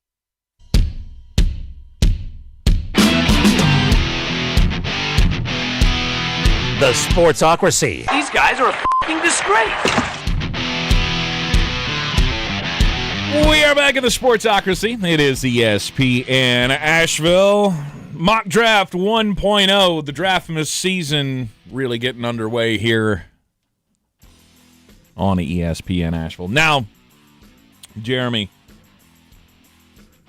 we're at number 7, correct? Correct. And number 7, we find ourselves in a situation much like, we have in years past, where the best player in the draft, best 2 players, does not go number 1. 1 and 2 on my board are still here. Yep. So at 7, the Washington Commanders. Caleb Downs, safety at Ohio State. He can only fall so far. Mm-hmm. I mean, I get it. Look, he doesn't play a value position per se. But how good does a kid have to be? I mean, because you remember what I said about Kyle Hamilton, who has been the best player on the Ravens defense. Right. At some point, the value is too much. He was number 1 on my board that year. Caleb Downs is better than Kyle Hamilton. He'd have been number 1 on the board probably the last 3 years. I can't tell you you're wrong. I mean, his floor is Rod Woodson. His ceiling's Ed Reed. That's how good this kid is. That's a limited window, if you ask me. That's not as limited as he's going to be great or he's going to be super great. Yeah. Caleb Downs is one of those, hey, you don't come in contact with like aliens or anything in the next 15 years? Cool. Your Hall of Fame jacket's waiting on you 20 years from now. Yeah. And I don't say that lightly. I never say that about players. Caleb Downs is one of the 5 highest rated players I've ever had. Mm-hmm. He's just superhuman. And is safety one of the biggest needs for Washington? No. But just think about where that team was a year ago. All right, so this is a team that's picked at 29 last year. You have the blip year where Jaden Daniels is hurt, and you wind up here. Just take the best player on the board. I know you need a pass rusher. I get it. I do. There is a second tier of pass rushers that I'm good with. Mm-hmm.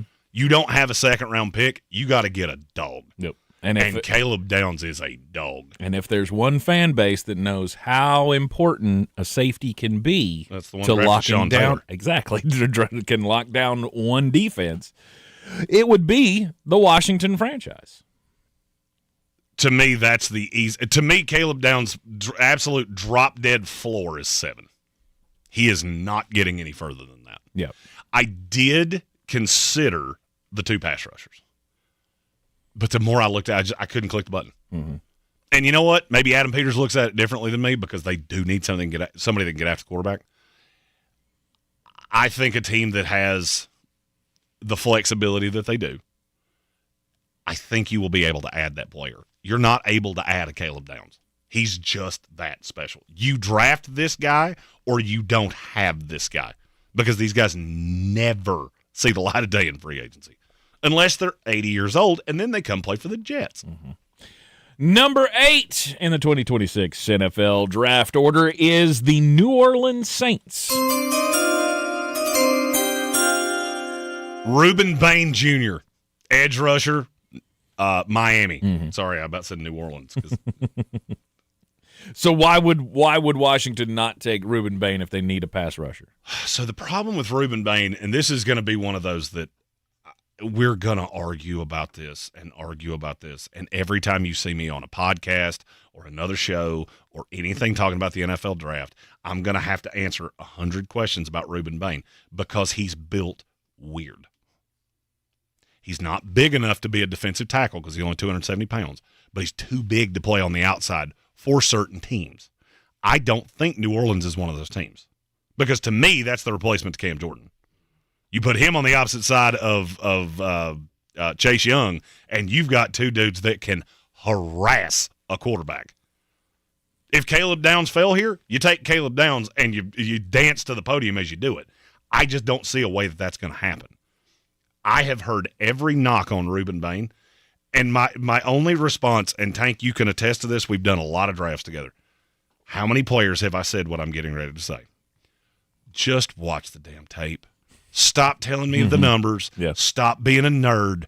Put your pocket protector up. Take your compass and shove it up your keister. Watch the tape.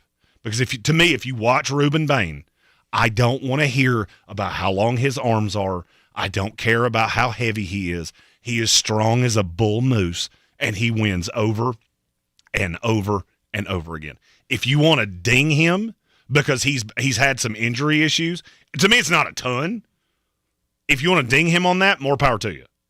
You let him fall to me, I'll take him, and I'll do it with a smile. Mm-hmm.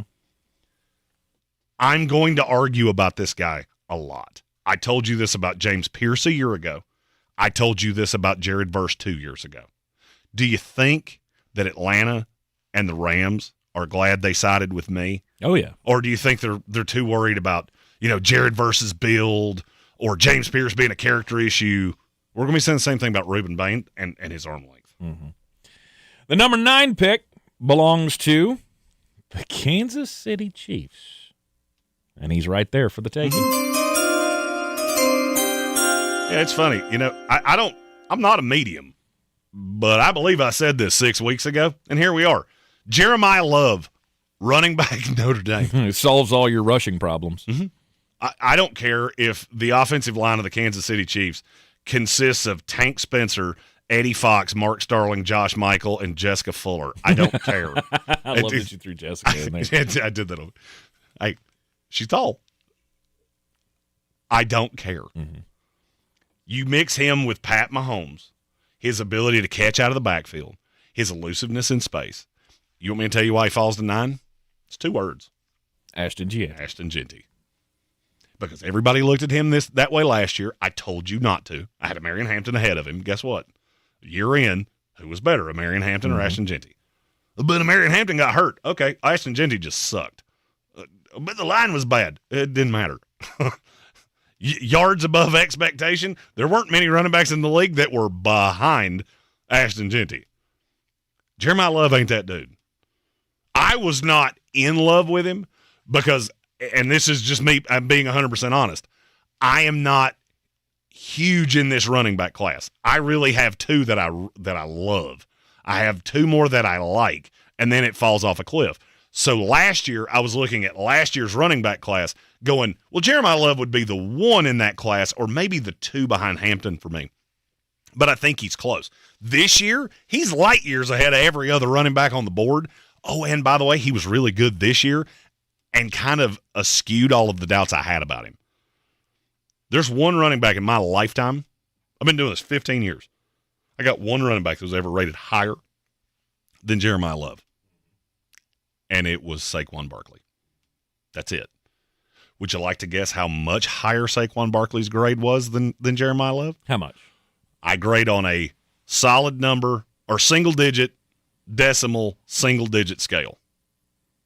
It was 1/10 of a point. That's the difference. Really? And the only difference between the two is that Saquon Barkley was absolutely, unequivocally built like a Terminator. Jeremiyah Love is too, but not quite to the same degree. Mm-hmm. Saquon Barkley could have played linebacker in this league, and nobody would have blinked. With them legs, it possibly could have been a lineman. and look, Jeremiyah Love's 215 pounds, so he's no slouch either. Sure. Saquon Barkley was built like a Mack truck. Jeremiyah Love's built like a very large, very sizable Ford F-250, much like the Parks Ford Mobile Studio, which is my favorite truck on the road and the truck I drive every day. So trust me, it's not a knock. I love him. I think if he were to run, he's not going to, he would run ridiculous. I think he's going to run the high 4.3s, maybe low 4.4s. Vision is phenomenal. He comps to Bijan Robinson in a lot of ways.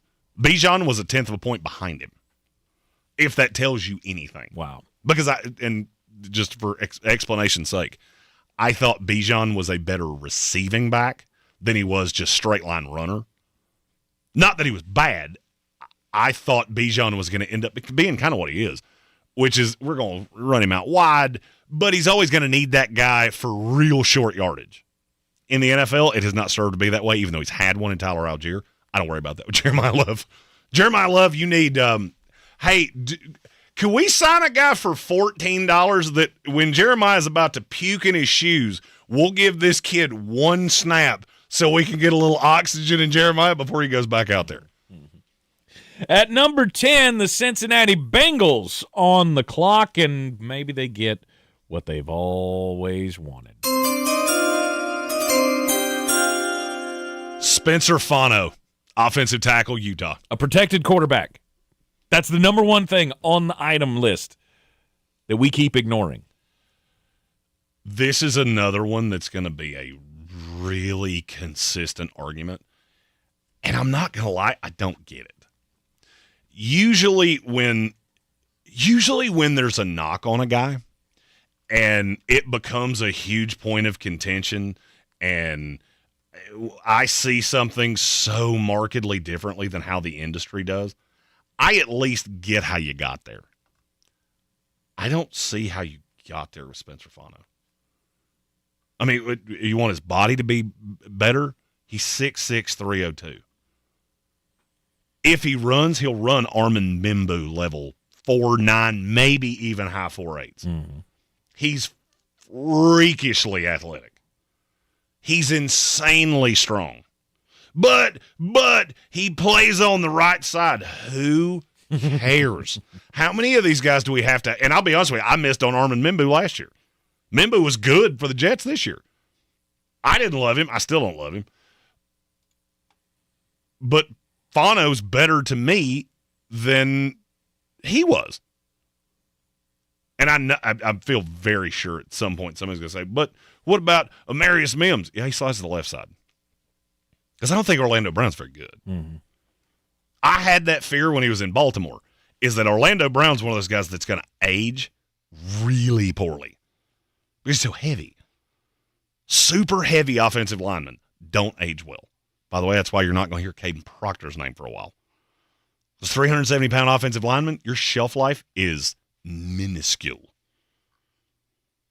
Because your knees can't take it. Right. You're supporting somebody that's just way too big. Mm-hmm. So for me, I'm going to move on from Orlando Brown. I'm going to slide Amarius Mims over to the left, and I'm going to play Fano on the right.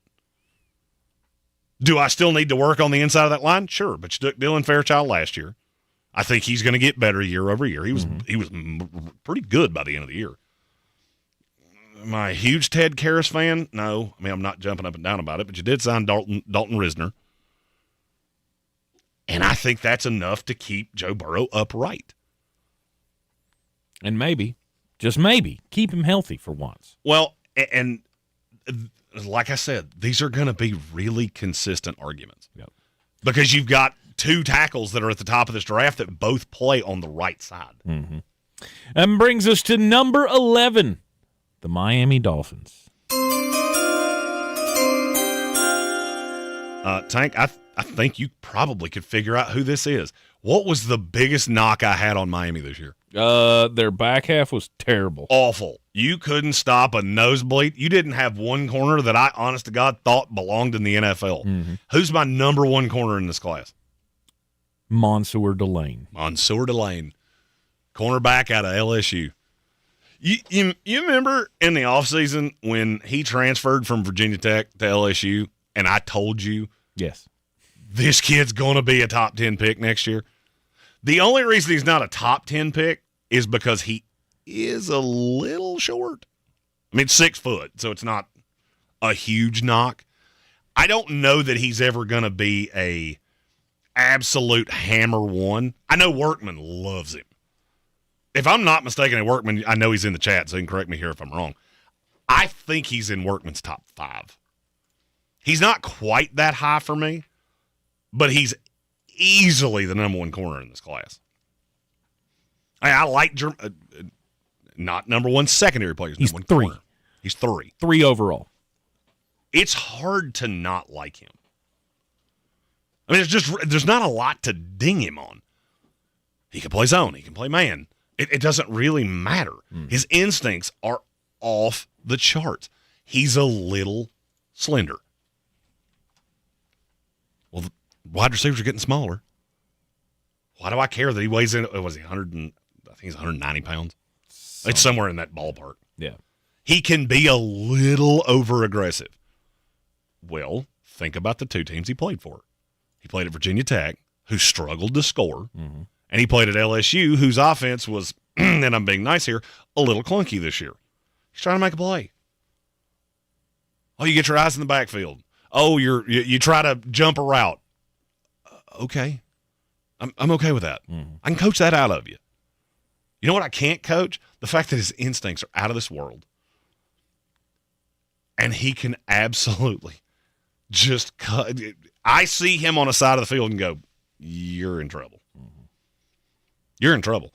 There are people that think he is almost in that hybrid Brian Branch role. I do not see that.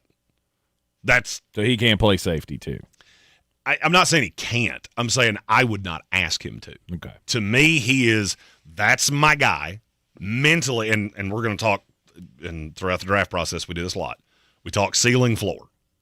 Mansoor Delane's ceiling is that he's a top 6 corner in the league. Mm-hmm. His floor is he's a top 20 corner in the league. He's the best number 2 in the NFL. Yeah. That's your floor. Wow. Detroit, or Fred Richardson said he's the best pattern match corner in years. Yep. 100% he is. Yeah. I mean, I'm glad he said that, because that's the best way I could have said this about Mansoor Delane. There you go. In terms of if he studies the tape, I don't know this because I've never asked him this question. I will ask him this question at the combine, though. How much tape do you study? Because nothing ever surprises him. It's never, I bid on a head fake or I bid on a stutter step. It's always, well, that ball should have come out right there, and the quarterback was late. And thankfully for him, he was late, because I would have picked him off. And I jumped so quick that he went somewhere else. He dumped it down, whatever. It's never, he got cooked. And if I'm Miami, that's my dude. Yep. All right, you're in the Sportsocracy. It's ESPN Asheville. It is Mock Draft 1.0. We'll be right back. ESPN Asheville. Your mountain weather forecast. Rolling into our Wednesday afternoon, feeling like, I'd say April, not January. Beautiful blue sky, 65 degrees. Tonight, some clouds, upper 30s. Tomorrow, a little more clouds, still some sun, low 60s. Chance of rain as we go through Thursday night and Friday. I think a better chance Friday afternoon into Friday night. From the Weather Channel, I'm Ray Staging. This report is sponsored by ChumbaCasino.com. Hey guys, it's Ryan. I want to tell you about my new pastime, Chumba Casino. Chumba Casino has been around for over a decade, delivering the most fun you can have online. Play social casino-style games for free anytime, anywhere. So sign up at ChumbaCasino.com. No purchase necessary. VGW Group. Void where prohibited by law. See terms and conditions. 21+. Starting Monday, this is what you'll sound like after winning $1,000 in bonus bucks. Oh my goodness! Oh, nice. I can't believe it! Get ready to win right here. Win $1,000 on ESPN Asheville. Explore a career as a correctional officer. NC Department of Adult Correction is hiring with state benefits and paid vacation. Becoming a correctional officer can be a rewarding first step along a public safety career. Visit dac.nc.gov/cojobs. This is Jim. Hello. Jim started advertising with iHeartRadio way back in April. And now... I have customers out the door! And this is Sarah. Hi. She started putting a portion of her marketing dollars in podcasting back in June. Business is booming. That's why I'm working on a Saturday. Want to be like Jim and Sarah? It's easy. All you have to do is own or manage a business and reach out to iHeart. Get started today at 844-844-iHeart or iHeartAdvertising.com.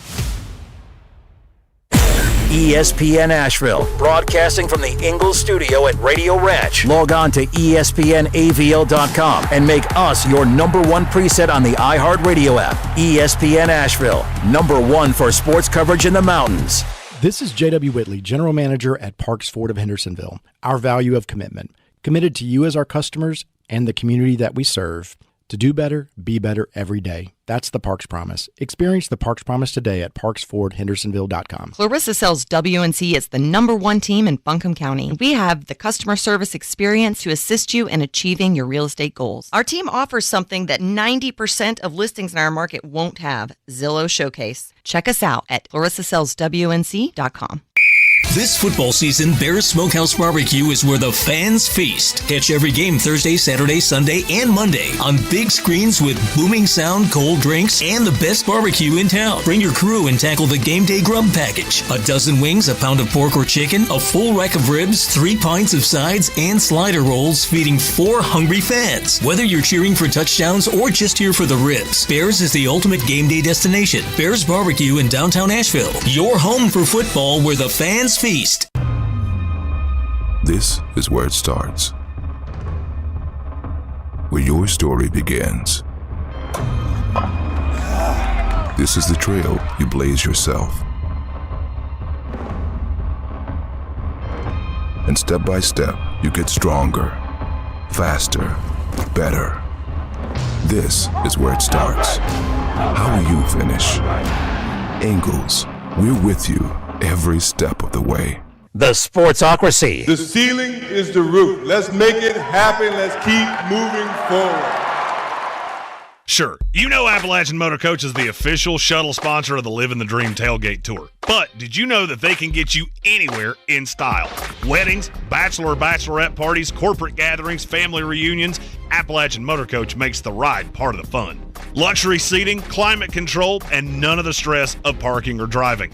Appalachian Motor Coach gets you there relaxed, on time, and ready for the party. For more information, visit them at AppalachianMotorCoach.com. Appalachian Motor Coach, the best memories start on the ride. Selling your home? Don't settle for average. Our real estate team at Clarissa Sells WNC and eXp Realty offers Zillow Showcase, an exclusive AI-powered listing experience available to just the top 10% of all listings in our area. With immersive media, cutting-edge design, and elevated marketing, Showcase listings, they go pending quicker and sell for up to $9,000 more than standard listings. Ready to stand out in a crowded market? Give our team a call today, 828-774-6343, because your home deserves the spotlight. Do better, be better every day. That's the Parks Promise. Our mission, to improve lives with every interaction. This is JW, General Manager at Parks Ford Hendersonville. Experience the Parks Promise today at parksfordhendersonville.com. That's parksfordhendersonville.com. Did you know that Ingalls sells more organics than any other grocery store? Or that they run their own dairy? Or that they only serve USDA choice and prime meat? Or that they donate 3,956 meals a day to local food banks? Well, now you do. It's all in the bag. Asheville's number one sports station, ESPN Asheville, WPEK, W225CJ Fairview, WMXF Waynesville, an iHeart radio station, guaranteed human. Live from the Ingalls studio. I can't wait to play with myself every day. The Sportsocracy. Damn the devil to hell! Let the big dogs eat! Let them on the field! Come get you some of this. Fire them cannons! By golly, put more powder in those things. He couldn't take any more disappointment. Oh my God. The Jets killed him.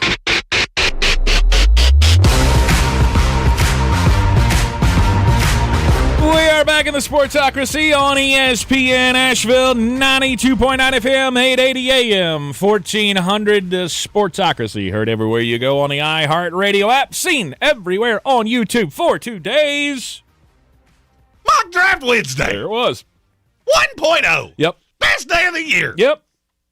All those things. Draftmas season fully underway. The first mock draft of the year. From at the NFL Draft Nerd, Mr. Jeremy Green. We left off when we last left our hero. By the way, did you? I flashed this up on the screen, but I didn't say it. Uh-huh. Did you know that when Jeremiah Love got his first NIL deal, he contracted a graphic artist to make an anime comic book of him called Jeremod? Mm-hmm. I think that's my favorite tidbit I've found so far about an NFL player, or about a draft prospect. That's not bad. I want to get. I don't know how that makes me feel about him. Oh, he's such a nerd. I already love him because he's such a nerd. Okay, and I love that. Okay. I'd be interested to see where that goes from there. At number 12 in the mock draft 1.0, it is the Dallas Cowboys. This was the longest I sat on a pick because I had two players and I could not choose between them. Sonny Styles, linebacker, Ohio State. Okay. This is probably the easiest, laziest player comp I've ever made. It's Isaiah Simmons 2.0. Why would I want to do that? So Arizona did not develop Isaiah Simmons. They tried to move him all over the place. Sonny Styles, he was a starting safety at Ohio State.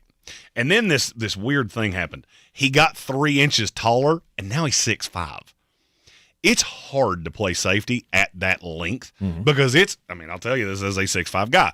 It is harder to move that frame than it is if you're 6'2". It's one of the things that always amazed me about Kyle Hamilton is he's 6'4". So they move him down to linebacker. And he was great at linebacker. Yep. Until he got to see Francis Mauigoa and the offensive line of the Miami Hurricanes. There is if you watch the deck from the Cotton Bowl, Mark Fletcher ran him over twice. And one of them was like and one mixtape. Everybody in the crowd, all your buddies on the sideline are going, "Oh!" because he got dump trucked. I had seen that in the past. It was just he was going up against the running back from Northwestern, and so he didn't run him over. It was more he got into his body, and then Sonny Styles kind of drags him to the ground. My fear is I don't know what position you play. Whether he's going to be a linebacker or whether he's going to be a safety? He won't be a safety. That much I can tell you definitively. What I'm curious of is, and this is going to get a little cyclical, but take the journey with me. I don't know who the new DC is going to be in Dallas. I have a couple guesses. It depends on how you want to look at Sonny Styles, because you can look at him as Isaiah Simmons, or you can look at him as Micah Parsons. Because if you remember, I said the same thing about Micah Parsons. I don't know what position he plays. He stood up. He had his hand in the dirt. What are you going to be? Sonny Styles could be that. I would say the potential of that is about 10%. I would say Styles putting his hand in the dirt. Does that work? I don't know. I mean, you got to put a bunch of weight on him to do that, wouldn't you? 2 years ago, I would have said he couldn't play linebacker, and then he was one of the best ones in the country. Right. Well, I mean, and you say put a bunch of weight on him. It's not like this is a teeny tiny guy. I mean, he's not. He doesn't look like a guy that would hold up to many NFL tackles. You know who didn't? You know who else didn't? Micah Parsons. He didn't look like that. Sonny Styles is 245 pounds. If I'm not mistaken, that's heavier than Micah Parsons was when he came in this league. Could be. I think Micah was 235. Maybe. So, yes, he does look thin. His dad played linebacker in the NFL, Lorenzo Styles. might remember that name. I'm just not really sure where to put him. He's a freak athlete. Mm-hmm. And I always look at those guys and go, the high side is there. So, and this is where the Isaiah Simmons kind of falls apart. Because to me, his low side is he becomes a really good off-ball linebacker that plays in a 4-3, and you use his athleticism, and he is an absolute cheat code to teams with tight ends. His high side is that he does that, and he has enough ability to put his hand in the dirt opposite Donovan Ezeraku, and you can just move him around a la how they did with Micah Parsons. I don't know which one it's going to be. He is top 3 players that I want to see through this process. He's going to work out. When we get to Indianapolis, I'll bet you anything you want. And you want me to tell you why? Because here are I think he was 2 on Bruce Feldman's freak list. 11-foot broad jump, 40-inch vertical. Oh, and you said he couldn't hold up to blocks? He squatted 675. Damn. This dude's not of this earth. I'm just not sure he's not freak athlete and good football player. That's a lot. See, because these guys get to the NFL and they never refined what they do. I always get scared at guys that have switched positions because do you know the nuance of how to play this position? I don't like drafting guys in the top 15 that are learning the position. Now, if you take the Isaiah Simmons path, you ruin them because they never actually learn how to play one position. They're just an athlete that's playing out there with 10 football players. If you commit, like they did with Micah Parsons, and this is what you do, and then 2 years from now we start sprinkling in these other things, you could have the best player in the class. The reason I gave him to Dallas, and this is not a great rationale, because I considered who goes at 13.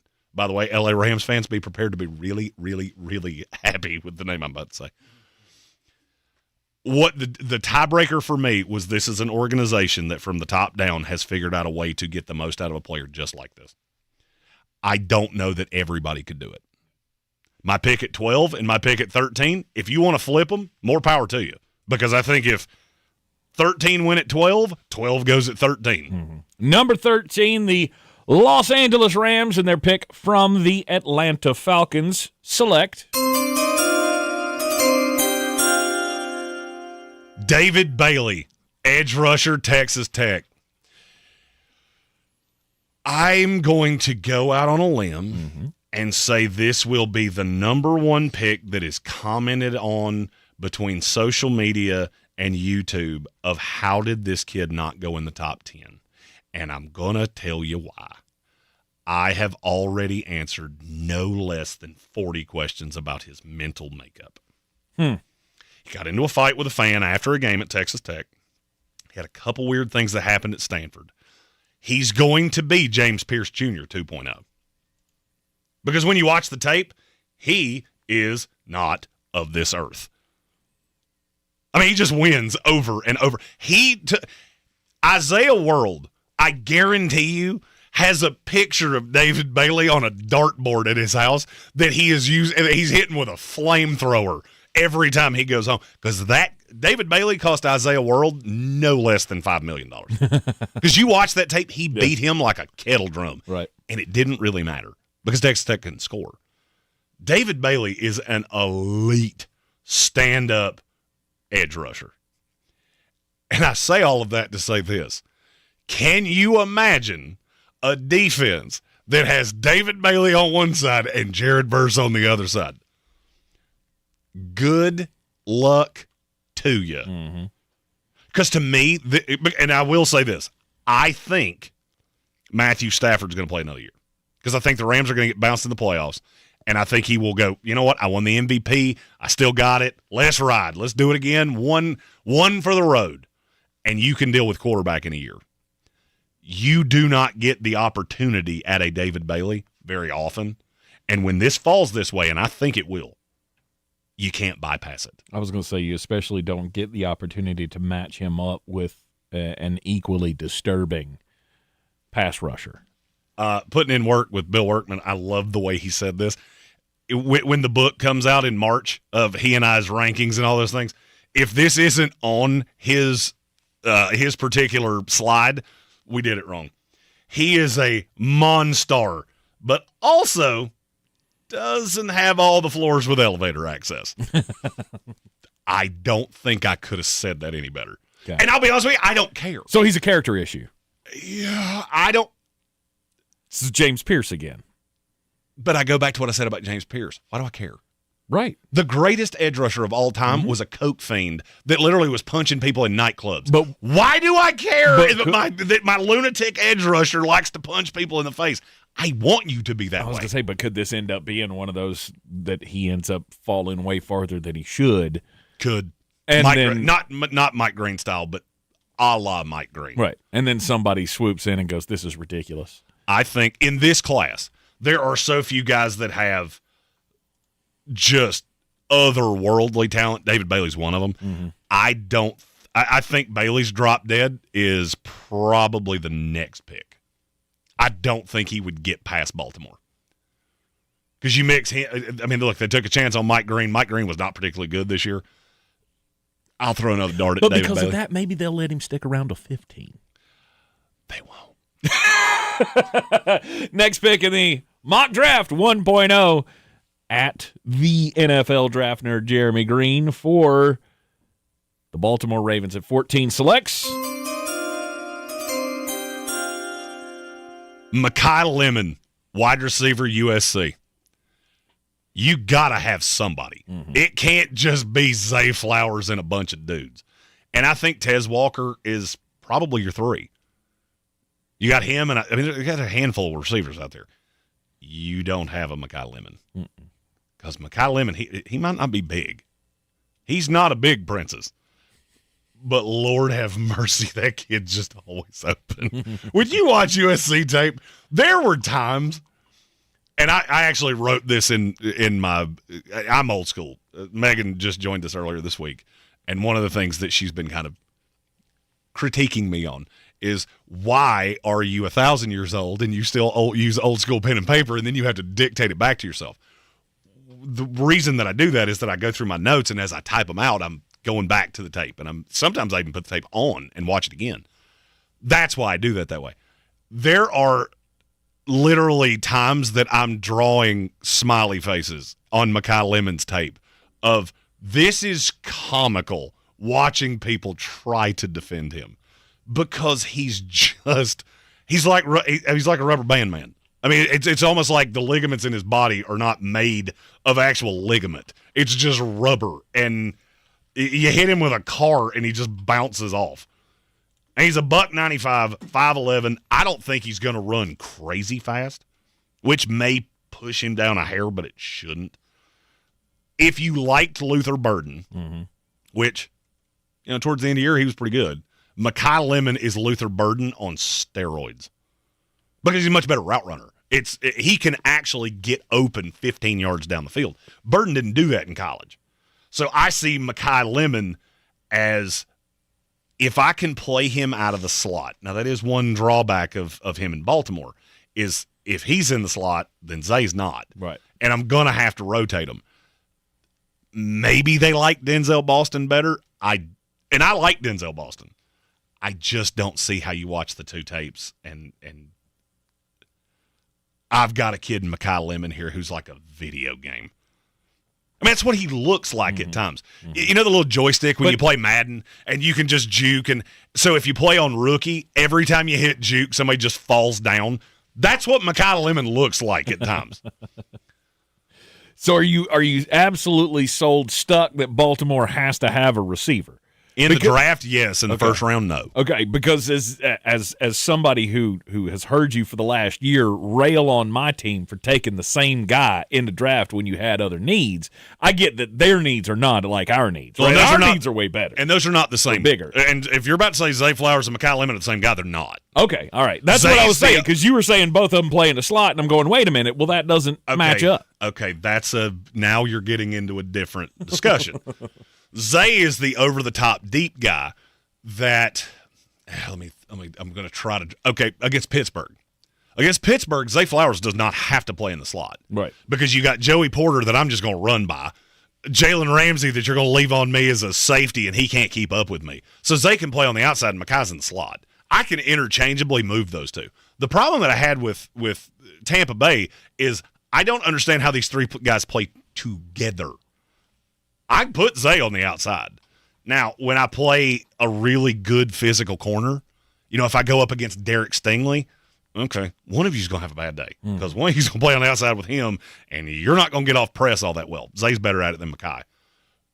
But when I go up against a team with a mediocre secondary, I got two guys that are going to hurt your dadgum feelings. Mm-hmm.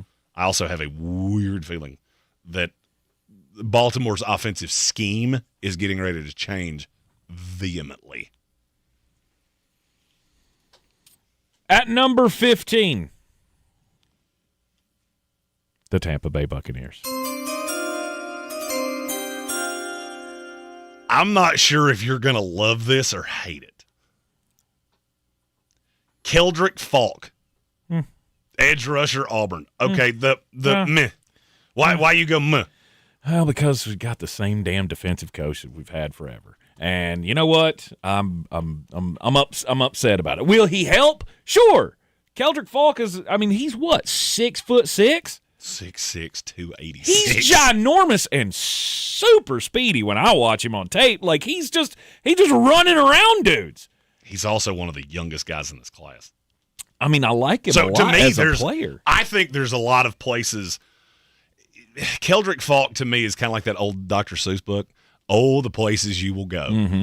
Because I look at him and go, right now, you didn't say what I thought. I should have known you were going to go Todd Bowles there. Mm-hmm. I was afraid you were going to go, we don't need a Keldric Faulk. We have a Logan Hall at home. That's what I thought you were going to say. He's a free agent, just for posterity's sake. And I understand how you would get there. Mm-hmm. Because in a vacuum, you watch the two, and there are some similarities, especially in body size, body type. I understand how you would get there. There's just something about Keldric Faulk, and you know that there are certain schools that I look at and go, man, you can't coach Got to Save Your Life, can you? Auburn's one of those with defensive players. Mm-hmm. Because invariably, and I go back to a couple years ago when we went to the Senior Bowl, they had three corners there that I didn't like the tape on when I watched it. Then I saw them at the Senior Bowl. I fell in love with every one of them. Yeah. Individually, they were all good. Yeah. It was, I don't like how you were used. Keldric Faulk, here's what I can tell you about him undeniably. He will come in and make the Tampa Bay you know that thing we've talked about where, okay, Vita's the gap slicer in the middle, the zero tech, yep. And you can't run up the middle on Tampa Bay, but by God, if you can get to the edge. Yeah, Keldric Faulk, he seals the edge. Seals off one side. Yep. The other side, I can't tell you. Kalijah Cansey, are you ever going to become a real boy, or are you just going to be a Sasquatch forever? He's going to continue to be a tweener. Just, might be good, might not be. The thing about Keldric Faulk, and I don't say this lightly, the range of outcomes on him is so freakishly high that he could be Logan Hall. I can't tell you that he's not going to become that. I think his run-stopping ceiling is so high that it'll never be that bad. I never seen Logan Hall move like that. Oh, no, I've never seen Logan Hall come anywhere close to the athleticism that I've seen out of Keldric Faulk. Well, like in his chase downs and his vision in the backfield, like I've never seen that out of Logan Hall. Well, and I'm not correcting you here in any way. Well, you're right. Because he does have that freakish athleticism. I was going to say, you know more than I do. So. The only thing about Keldric Faulk that I'll tell you is he's almost like watching – you're getting ready to see this. All right, so you got two 14-year-old boys. One day, you have to hand the keys to a car to a 16-year-old kid. Mm-hmm. And that kid, they do one of two things. They either gun it and they're going 80 before you know it, or they're in a 55 and they're going 40 and they're scared to death they hit the throttle. Right. That's what Keldric Faulk reminds me of. It's almost like, dude, you can go 120. Mm-hmm. I mean, you shouldn't, but you can.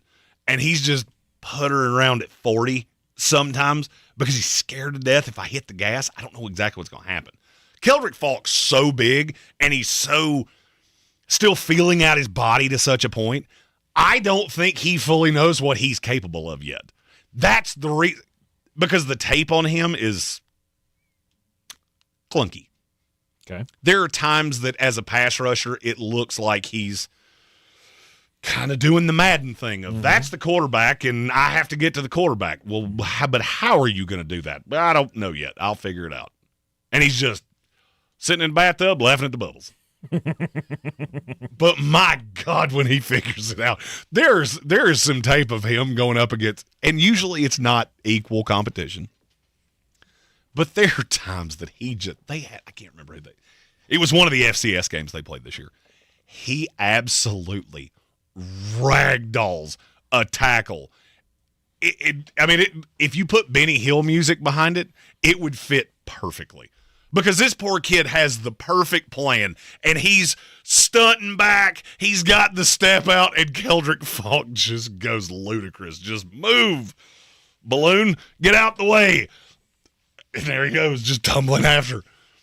And I see that and go, if you ever figure out how to rein that in, your ceiling is nanners. And I love the fit. I love the fit for Keldric Faulk with Tampa Bay, because if he figures out how to rush the passer, I think it unlocks other things you've done. Yep. Because now I can put him inside of Yaya Diaby, and now Yaya being a bit of a liability against the run doesn't matter because I've got Faulk in front of him instead of having Logan Hall or Kalijah Cansey.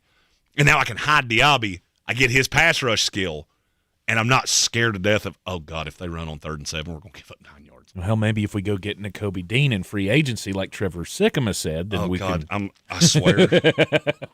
I swear to you, I'm going to send a message to Trevor Sikkema of, will you stop? Don't ever say that. Don't incite Tampa Bay fans. I got one that sits across from me every day, and he thinks you're like the smartest dude in the world. You said that and made him think it was realistic. I did. And now he's looking at it's like the kid that thinks they're going to Outback Steakhouse and they come home and get a peanut butter jelly sandwich. It's not that the peanut butter jelly sandwich is bad, but it's not what I was promised. It's definitely not good compared to what I could have. To me, it's crap. I've had one. You're weird. I did have one peanut butter and jelly sandwich, and I was not impressed. You're so weird. Peanut butter's good. Jelly's good. Pick a lane. Don't try to combo things, all right? Yeah. Just, hey, I like pickles and New York strip. Yep, that sounds stupid. That's how I hear peanut butter and jelly. You're in the Sportsocracy. This is ESPN Asheville. 92.9 FM, 880 AM, 1400. We pick up the rest of the mock draft 1.0 next. The music we listen to all year long. The anthems that were our soundtrack for 2025. And the stars who made the songs we love. Will all be celebrated. Let's get it started. March 26th, live from Los Angeles. Coming back to Fox. Be here as our 2026 iHeartRadio Music Award nominees are announced. Tomorrow at 9 a.m. Jesus didn't live passively. He lived on a rescue mission. As we step into the new year, the Daily Pursuit with Tim Tebow podcast reminds us that God has called us to more, to live on purpose and rise as conquerors. As followers of Christ, we're called to do the same, because discipline may be painful in the moment, but it produces a harvest of righteousness and peace. Open your free iHeartRadio app, search The Daily Pursuit with Tim Tebow, and listen now. This is ESPN Asheville, Asheville's #1 sports station. Coming up the middle on a blitz, he throws to the end zone, touchdown! Beer City's Tar Heel station. Off the back, Wilson comes soaring in to dunk it home. Home of the Sportsocracy. He said, Kyle Shanahan asked, why isn't tic-tac-toe named Hugs and Kisses? That's all Tate's going to call it. Live from the Ingalls studio, weekdays at noon, ESPN Asheville. It's the moment you dream of, the moment you work for, train for, run wind sprints when nobody's watching for, the moment when hours of gym time, court time, prep time, all culminate into this time, the moment when millions of bounces, blocks, and boards all add up to this, your moment. Ingalls, we're with you every step of the way. This football season, Bear Smokehouse Barbecue is where the fans feast. Catch every game Thursday, Saturday, Sunday, and Monday on big screens with booming sound, cold drinks, and the best barbecue in town. Bring your crew and tackle the game day grub package. a dozen wings, a pound of pork or chicken, a full rack of ribs, 3 pints of sides, and slider rolls, feeding 4 hungry fans. Whether you're cheering for touchdowns or just here for the ribs, Bears is the ultimate game day destination. Bears Barbecue in downtown Asheville, your home for football, where the fans feast. I'm Coley Duffy. I'm Cody Ward. And we're the Chainsaw Brothers. Actually, we're cousins. A few days after Helene, we was in the driveway having a couple beers, waiting on the power to come back on. And we heard so many people calling, needing trees removed, and couldn't afford it. So I called my dad to borrow a chainsaw, and over the next few months, we cleared trees for our neighbors. Our business was born out of wanting to help Western North Carolina get back on our feet. We are fully insured and licensed. We keep our promises, meaning if we say we're going to be there, we'll be there. In these parts, we live how we were raised. When you call the Chainsaw Brothers, you're not a customer, you're family. We're good at what we do, and we do it for a reasonable cost. For all your chainsaw needs, call the Chainsaw Brothers. 828-316-1013. Or find us on Facebook. See how we treat our family. Are you still covered up with storm damage and debris? Call us about our daily rates at 828-316-1013. That's 828-316-1013. We're the Chainsaw Brothers, and with our neighbors, we are Western North Carolina strong. Woohoo! Clarissa Sells WNC is the #1 team in Buncombe County. We have the customer service experience to assist you in achieving your real estate goals. Our team offers something that 90% of listings in our market won't have, Zillow Showcase. Check us out at clarissasellswnc.com. At Ingles, whether we're celebrating Friday night rivals, televising college basketball games, bringing the Fan Fest to semi-pro soccer, or taking you out to the ball game at your minor league park, it's all in the bag. Ingles, low prices, love the savings.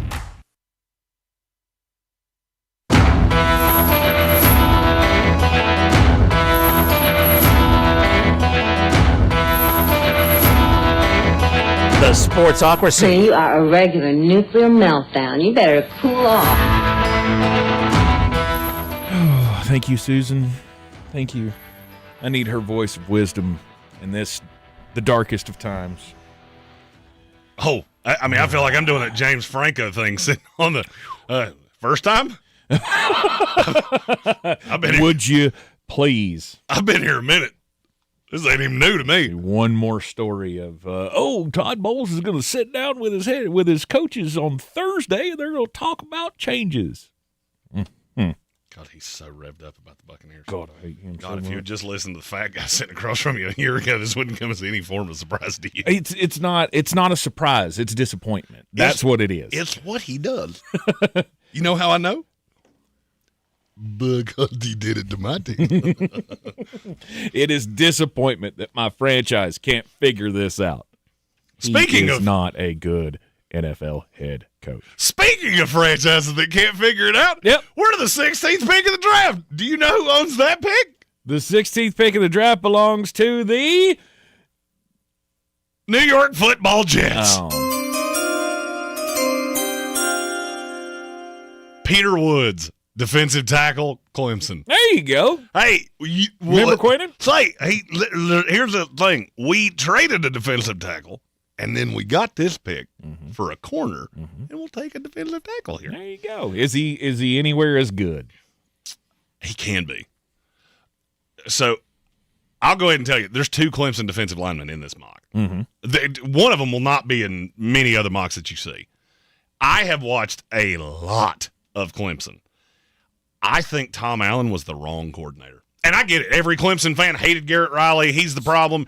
I don't think Tom Allen was as good as you think he was. Well, something had to go wrong because it took 1 year for us to go there's going to be 2 Clemson guys in the top 5 to now maybe there's 2 Clemson guys in the first top round. 32. Peter Woods will still be the first, depending on how you view Rueben Bain. Yeah. He will be the first interior lineman to go in this class. A year ago, it looked like Peter Woods was going to be Quinnen Williams 2.0. Yes. That did not completely manifest itself this year. However, I still watch the tape on him and go, that dude can be a problem. I mean, the body build is perfect. He's got a great first step at times, and he's freakishly athletic. He can play on the outside if you play a 3-man front. And I firmly believe that. Okay. The Jets don't. They play a 4-man front. But I think he can be a really quality head of the snake. I don't think he's Quinnen. Quinnen, you could have put me beside Quinnen Williams. He's going to impact games. Mm-hmm. It's just a question of how many resources do you have to allocate to him? He was better in Dallas than he was in New York because they had Kenny Clark and they had Adizua and different guys they could put inside of him. You can't just double team him all the time. Peter Woods is kind of the same way, but I think he needs to not see those double teams as often. Mm-hmm. Parker not being as good allowed teams to dedicate a lot of time to Peter Woods. Mm-hmm. I'm just going. I love the Bruce Feldman freak list. If this is your first mock draft with us, I reference it a lot. I'm just going to give you a few little tidbits on Peter Woods. This past offseason, Peter Woods did a max bench press. Would you care to take a stab at what the number was? Oh, good Lord. It was like 350 something. You don't even have the first number right. 4 something? 490. Whoa! He bench pressed 490 pounds. That's a bunch. He did 34 reps of 225. He squatted 700 pounds. What's the record? Oh, for bench press? Like 47. Oh, it's a lot. Okay. And power clean 385. Oh, and then I buried the lead. He ran a 4.8640. Damn. I get it. Peter Wood's going to fall because the tape wasn't as good. You're going to regret it. Mm-hmm. Just mark my words. You will regret it. He's not top of the NFL, but I think he is so safe to be a top 10 defensive tackle in this league. Mm-hmm. And if I'm the Jets, look, all I'm trying to do, add players. Do I need a receiver? Absolutely. Is there one that makes sense here? Not completely. So just give me another defensive player that's, good, because we don't have many of those. The combine record is 51. Oh, Nathan Moody? No. It's a kid from Oregon State, isn't it? Yeah, I don't know. That doesn't say where this guy went to school. It was in 1999. Okay, that's too. Justin Ernest.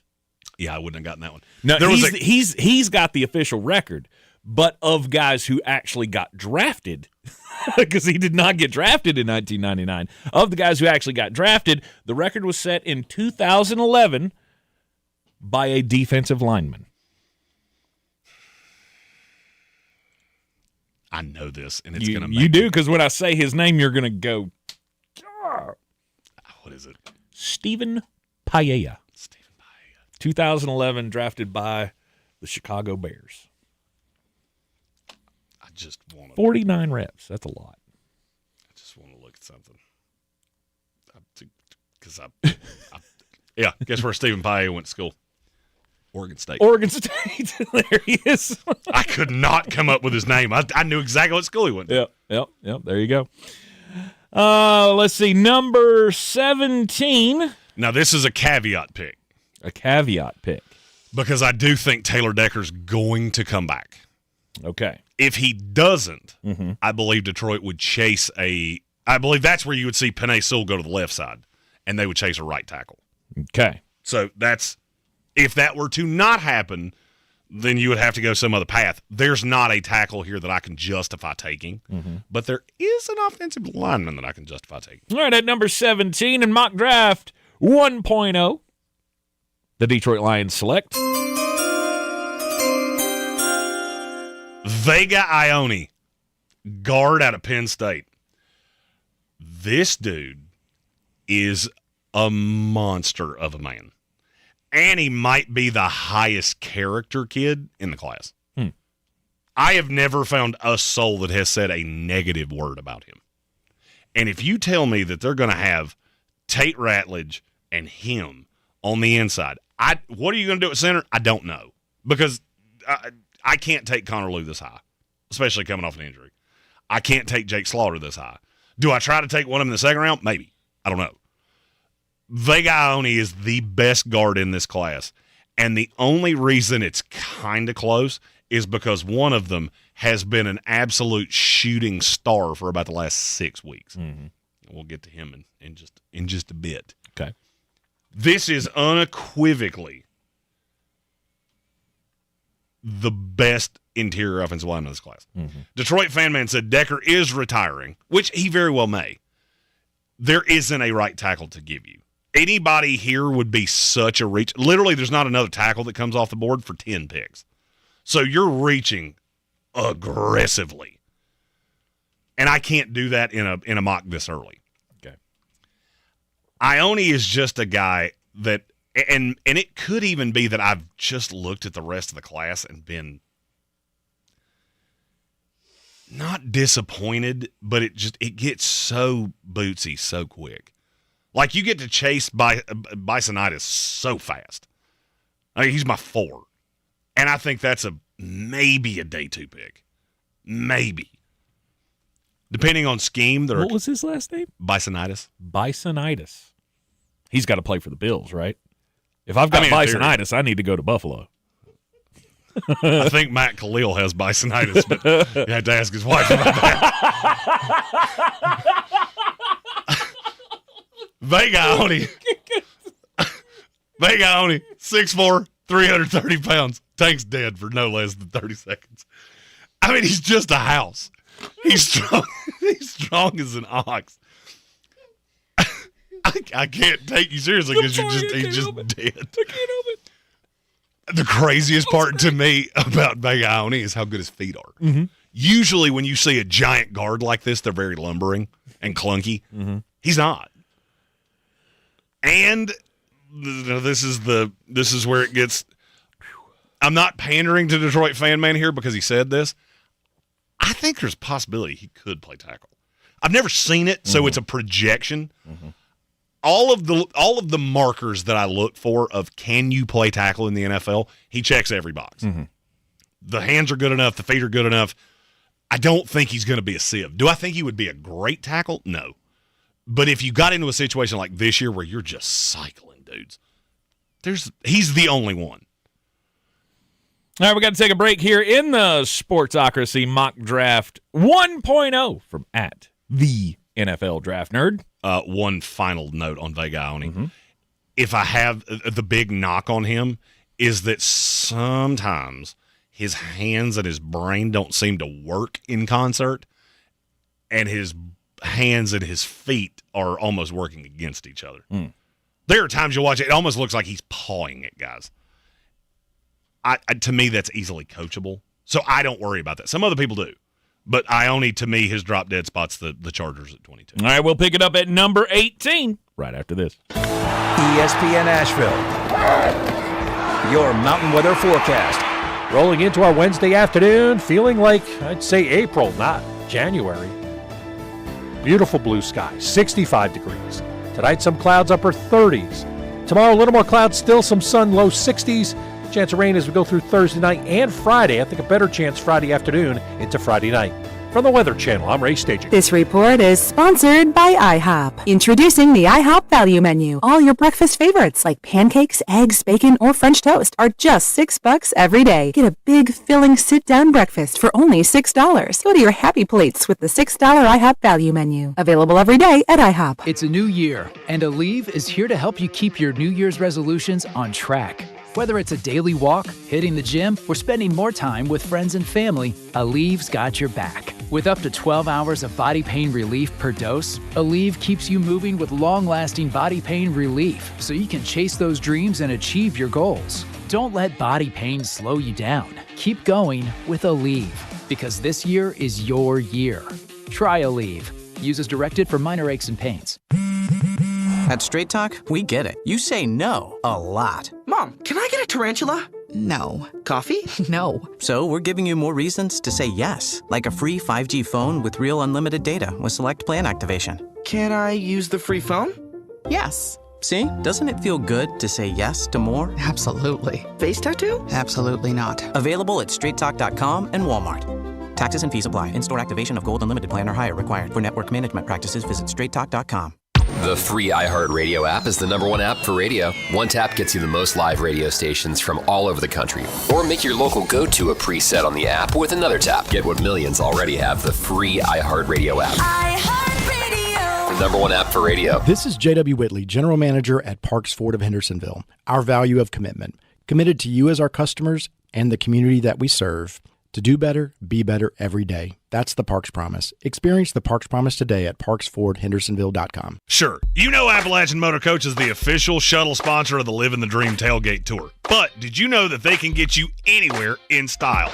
Weddings, bachelorette parties, corporate gatherings, family reunions, Appalachian Motor Coach makes the ride part of the fun. Luxury seating, climate control, and none of the stress of parking or driving. Appalachian Motor Coach gets you there relaxed, on time, and ready for the party. For more information, visit them at AppalachianMotorCoach.com. Appalachian Motor Coach, the best memories start on the ride. Selling your home? Don't settle for average. Our real estate team at Clarissa Sells WNC and eXp Realty offers Zillow Showcase, an exclusive AI-powered listing experience available to just the top 10% of all listings in our area. With immersive media, cutting-edge design, and elevated marketing, Showcase listings, they go pending quicker and sell for up to $9,000 more than standard listings. Ready to stand out in a crowded market? Give our team a call today, 828-774-6343, because your home deserves the spotlight. The iHeartRadio app now has presets, just like in the car. You're our number one. Make us yours. ESPN Asheville, the Mountain's favorite sports station, streaming 24/7. Your home for the Sportsocracy. Weekdays at noon. The Tar Heels and Atlanta Braves baseball.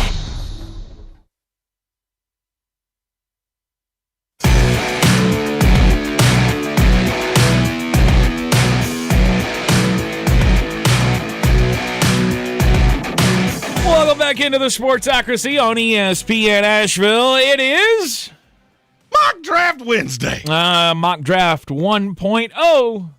Jeremy at number 18. The Minnesota Vikings select. Nope. There was a lot going on there. There was a lot going on there. Apologize. Jermod McCoy, cornerback out of Tennessee. This kid didn't play, so I'm having to go back a year on tape. I thought Jermod McCoy was probably going to end up being probably a top 10 pick. Mm-hmm. By the way, this will be the first time I say this. It will not be the last time I say this. I don't think I've ever seen a collegiate defense that was this bad in the passing game that had 3 top 50 corners on the roster. Now, only 2 of them could play. One of them was hurt. But how are you this bad against the pass? I mean, and you have an edge rusher who's going to go in the top 52, and you couldn't stop a nosebleed. That makes my brain hurt. Mm-hmm. That's also why you wound up with a real good defensive coordinator in Jim Knowles. Tennessee's going to look a little different next year. A little bit. I think they're going to be real good. No. Jermod McCoy, if you can get past the medical, of which, I mean, I think not legally, but physically, if you miss an entire season, I have to say that your medical is a little off-putting. A little red flag, yeah. There's also there's a hesitation of Tennessee was not really in the mix. Could he have come back? We got a couple guys like that. Jermod McCoy is just one of those ball hawk corners that if you get this right, especially if you play a good amount of zone, he can be an absolute CB1. Mm-hmm. The negative is that coming off that ACL, you're going to have to pass the medical. He's not going to be on every team's board. That's the reason I haven't fallen to 18. He's a top 10 player in this class for me. But I do want to see him at the Combine. He's one I would have loved to have seen at the Senior Bowl. But he's not going to be there. Yeah. Number 19 belongs to the Carolina Panthers. I'm afraid Panther fans are not going to love this. But, man, I do. This is one of my favorite combos in this class. Caden McDonald, defensive tackle, Ohio State. All right, pair him up with Derek Brown. Carolina got gashed in the running game. I mean, just bled like a catfish. And I get it. Derek Brown's really, really good. Caden McDonald is one of the younger guys in this class. He won't be 21 until just before draft day. Mm-hmm. And he is a dump truck against the run. You put him and Derek Brown on the same defensive line, because I think he would be the 0 tech, and then you got Derek Brown out at 3 tech. I think that takes your defense to another level. And it's kind of like we said about with Schlesinger. Mm-hmm. You put those 2 big bodies, it allows the linebackers to flow downhill. Right. Carolina wasn't terrible against the pass this year. It was the run where teams could just bleed them out. And so I see a player like this. I'm not in love with his tape because he's very mediocre as a pass rusher. He's so young, and there's still so much juice left in that orange. Mm-hmm. I think a lot can come out of that. And I think he can become a true, honest-to-God nose tackle in this league. Okay. That brings us to number 20 from the Green Bay Packers, the Dallas Cowboys, with another selection. Well, I mean, you're not real good, apparently, at picking these guys, so we'll take one that has very little miss. Avion Terrell, cornerback out of Clemson. I know somebody's going to say this, so I'm going to try to get in front of it. I like Avion Terrell. Mm-hmm. He and Nate Wiggins have some odd similarities. Yep. Not just that they both played at Clemson. Right. They're both smaller guys. The difference is that I think Avion Terrell has the nuance to his game where he's going to be able to know going in, I'm a 180-pound corner. Mm-hmm. So when I go up against the DK Metcalfs of the world, which, first of all, the hope is that you don't have to. Deron Bland, we're paying you $1 million jillion. So could you take care of that, please? I think Avion Terrell can play inside or out. I don't know exactly how this defense is going to look. That's why it becomes such a projection with Dallas, because you have Savone Revel that you took last year, and he was just god-awful in that scheme with Eberflus. I think any defensive coordinator is going to get more out of him. I look at this kind of like I looked at Denver last year and don't take how Jahdae Barron played with Denver.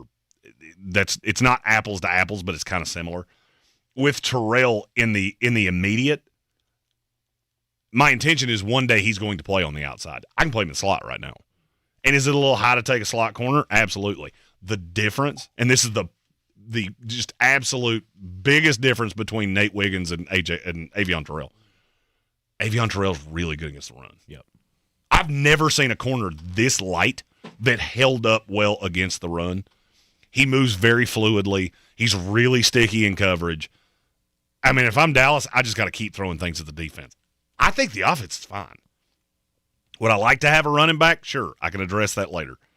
Javonte and somebody. Maybe it's Jaden Blue. I don't know. Right. But I've got to throw pieces. And if I'm Dallas, I add Avion Terrell and Sonny Styles. When teams have 2 picks, I do kind of tend to do that. One of them is pie in the sky, reach for the stars, hope for the best. Yep. The other one is markedly safer. Mm-hmm. Avion will be almost as good, if not better, than his brother. And AJ's great, not elite, but better than very good. Yeah. Yeah. Dallas Cowboys going to be bringing in a new defensive coordinator. Jerry Jones was asked today in the press conference, hey, are you going to let Brian Schottenheimer select the defensive coordinator? And Jerry Jones's response to the reporter was, just like President Trump just said, I'm running Venezuela. So Brian Schottenheimer has zero input, apparently, on the defensive coordinator. God, you talk about a dinner table I'd like to sit at. Well, I don't let anybody tell me how to run the Dallas Cowboys. It's a huge team. It's a huge stadium. Huge television up top. You're doing a great job. Haven't been to a Super Bowl in a long time, but that's okay. At number 21, the Pittsburgh Steelers making the pick of the draft. How many times can one team be in the same draft position and it look like they're going to do the same thing? I was really trying to hide my chuckles while you were talking about Avion Terrell because I had not really put it together in my mind that this was the next pick of the draft. Ty Simpson. Quarterback out of Alabama. Going to the Pittsburgh Steelers. there is a difference to me between Ty Simpson and Kenny Pickett. Mm-hmm. All right, so this is not just lather, rinse, repeat, do the same thing all over again. Ty Simpson is an athletic kid. He's an accurate passer. I think his ceiling is terrifyingly low. That's the reason I don't think he'll go in the top 15. You know, if Dante Moore doesn't come out, cool. We only get one quarterback in the top 10. And then all these other teams just go, wait till next year. Next year going to be fun, ain't it? Because we're all going to suck on ice. And we'll take 7 quarterbacks in a row. Which is another reason why Trinidad Chambliss would probably come out. Trinidad's an interesting one, but if we're not there. I was going to say, if he doesn't put the name on the paper, although for some that doesn't matter. Well, now I will say that would be an interesting part of this is if it's Ty Simpson or Trinidad Chambliss, which way do you go? I would say most evaluators would go Ty Simpson. The only thing is I believe Chambliss has a higher upside. He's also older. Mm-hmm. Trinidad Chambliss is like maybe 2.5 years older than Ty Simpson. So that's kind of a Ty goes to the young guy. Mm-hmm. We haven't seen a ton of Ty Simpson. And I don't buy Kalen DeBoer. I never really have. And I think he didn't do him any favors. Once things got tough and you had that game against Georgia in the SEC championship game, you and I were sitting there watching it. You had the game against Indiana. You just got out X's and O's and you got out Jimmy's and Joe's. And it also didn't help him that Ryan Williams completely, touched the Space Jam ball and fell to pieces. So it's not that I don't believe in Ty Simpson. I think he's in this tier. If there's no Chambliss, he's in this tier by himself, and there won't be another quarterback for 2 rounds. Yep. One last pick for the ESPN show, and then we'll wrap up the final 10 and an extra Sportsocracy overtime. And that's one where we can say the wordy dirt. On the YouTube stream only immediately following this here program. But at number 22, Los Angeles Chargers on the clock. Caden Proctor, guard, Alabama. He's a guard. He's a guard. He's a guard. It's my favorite phrase. We use it in every draft season. Caden Proctor, he's a guard. He's a guard. He's a guard. He's a guard. He's a guard. He's a guard. He's a guard. For the love of God, do not make me say that more times. If you think he's a tackle, A, you are an idiot. B, you are going to be horribly disappointed. C, did you see how it ended with Makai Becton? You know that guy that he's going to be playing on the opposite side of? That's exactly how Caden Proctor will look at tackle. He is nimble for his size. The problem is those dudes age like milk on the outside, and he is so slow on the get-off.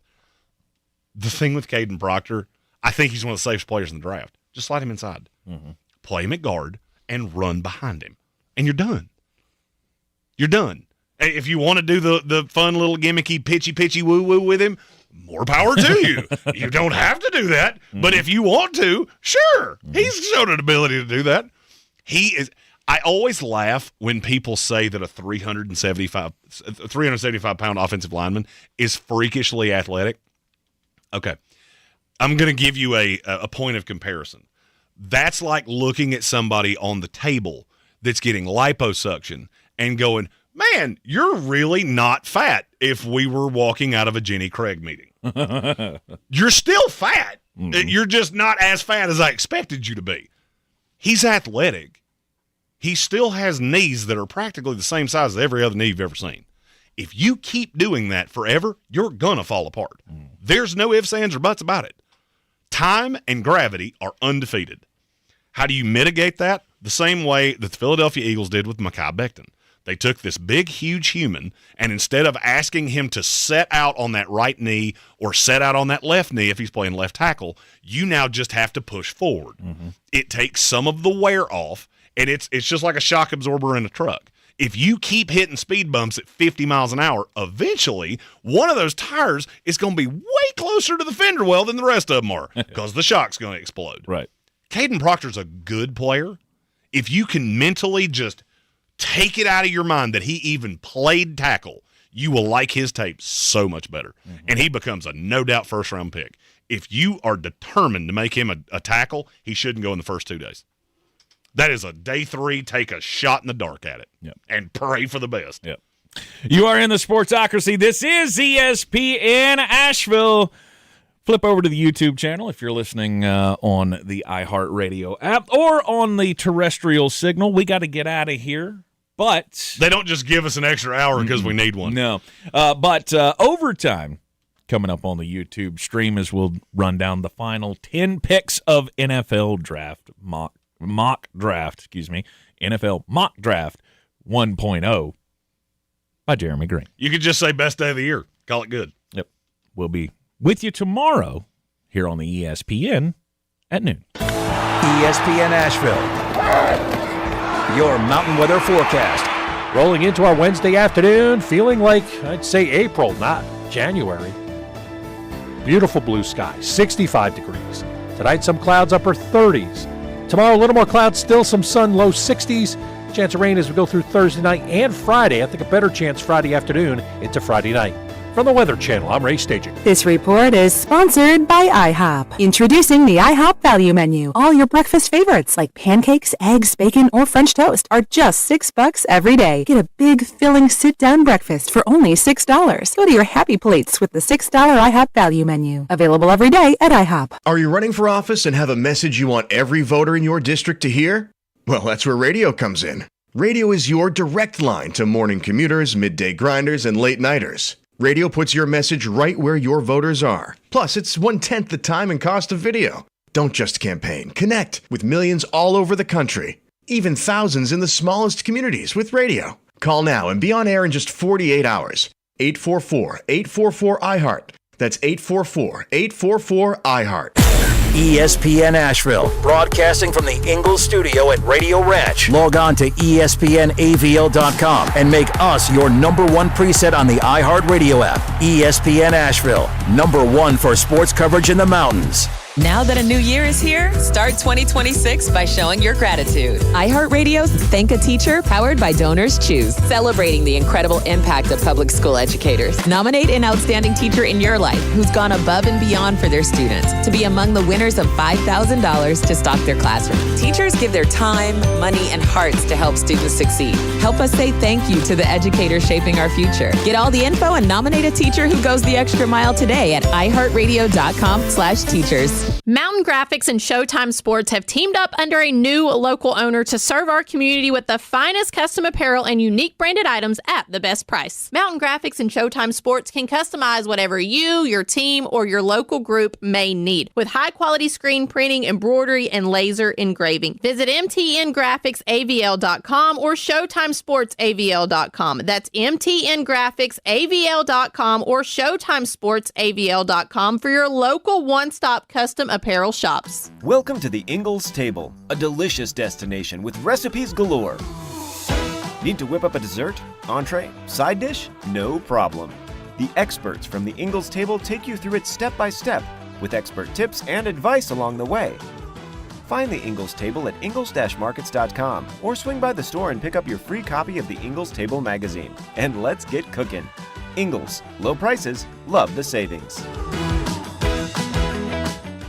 This football season, Bear Smokehouse Barbecue is where the fans feast. Catch every game Thursday, Saturday, Sunday, and Monday on big screens with booming sound, cold drinks, and the best barbecue in town. Bring your crew and tackle the game day grub package. A dozen wings, a pound of pork or chicken, a full rack of ribs, 3 pints of sides, and slider rolls, feeding 4 hungry fans. Whether you're cheering for touchdowns or just here for the ribs, Bears is the ultimate game day destination. Bears Barbecue in downtown Asheville, your home for football, where the fans feast.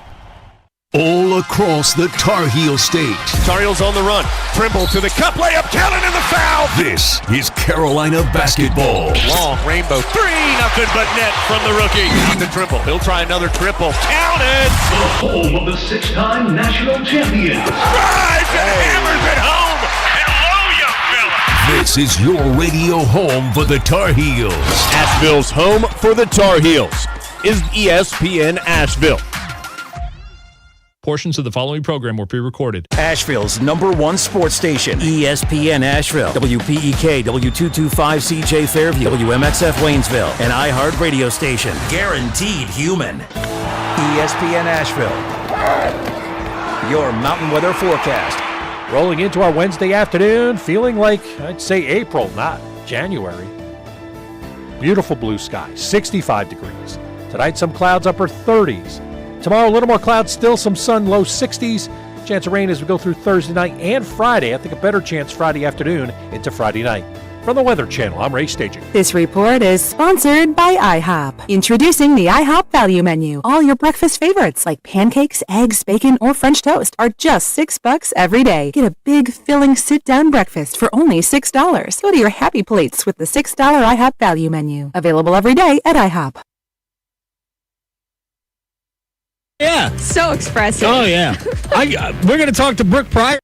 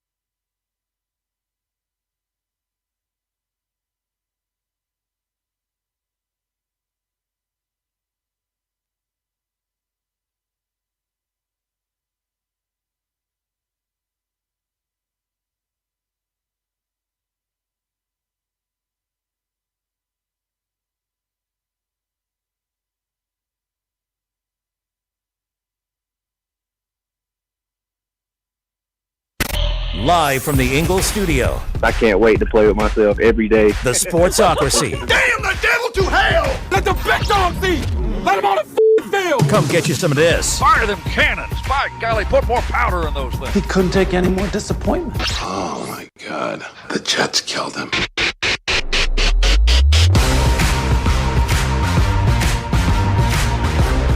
And welcome back into the Sportsocracy. YouTube only overtime special, Jeremy. Overtime. Yeah, the end of the draft order is not set. So really the 18 were the most important. That's what we wanted to get out for terrestrial radio. Mm-hmm. Everything else was, we'll get there. It might be. Producer of the radio. Ow. Well, I had to make sure that we're not on the air. Right? I mean, I totally understand that. However, a little, hey, your ears are about to bleed would have been I keep forgetting you have your headphones all cranked up. That's because I'm deaf, Tank. Yes. When you have one ear that works and it don't work all that well, you got to be at Mach 12. All right, we have 10 picks left in the mock draft 1.0. So let's see, number 23. The pick belongs to the Philadelphia Eagles. This is a bit of a projection, but I absolutely love this kid. There are two teams that I really want him to end up with. Kenyon Sadiq, tight end out of Oregon. Okay. You talk about a freak of nature at the tight end position. This kid played wide receiver. In high school, he was a wide receiver. They converted him to tight end, and he has just run with it. He's the best tight end in this, and I like this tight end class. He is the best one in this class by a mile. I don't think Philadelphia can re-sign Dallas Goedert, and tight end is so important in that offense. And I'll even go a step further than that. I'm not sure that I care. With the way that offense runs, I'm not sure that I care if they re-sign Dallas Goedert. Yeah. Because basically you have two receivers. It's A.J. Brown, Devontae Smith. Kenyon Sadiq can function as a third receiver. And ultimately, he would be the one that takes over for Goddard. I don't know that I hate the idea of them playing together. I also cannot wait to see what this kid runs. I was going to say, they do a lot of that with Calcaterra. They do, and Calcaterra's fine. Calcaterra's not the matchup nightmare that you want him to be. Right? If I'm Philadelphia, what I'm looking to do is fix the problem of, I got to be able to spread you out a little bit. I need matchup nightmares, and Kenyon Sadiq is a matchup nightmare. He's one of the best deep ball tight ends I've ever evaluated. Mm-hmm. Crazy athlete. With tight ends, you always have to talk about how they block. I don't know what word it is that I want to say because he's not a great blocker, but he's good enough. I'm never going to say he's a plus blocker. Is he a willing blocker? God, I hate that term. It's my first of the year. Now I'm excited about drafting this season. He tries really hard. Yeah. I mean, look, he's 245 pounds. He's not he's super strong. And he's another Bruce Feldman freak list guy. 435 on the bench press, 365 in the power clean. You want to hear the freakiest thing about Kenyon Sadiq? Yes. 42-inch vert. Yikes. 42-inch vert out of a tight end is not of this earth. That's a lot. He's the best tight end in the class. You have to know he is. This kind of goes back to Kyle Pitts of if he's your only tight end, he can be your one, but he can't really be the blocker. He can be the matchup nightmare, and he can almost function as a receiver.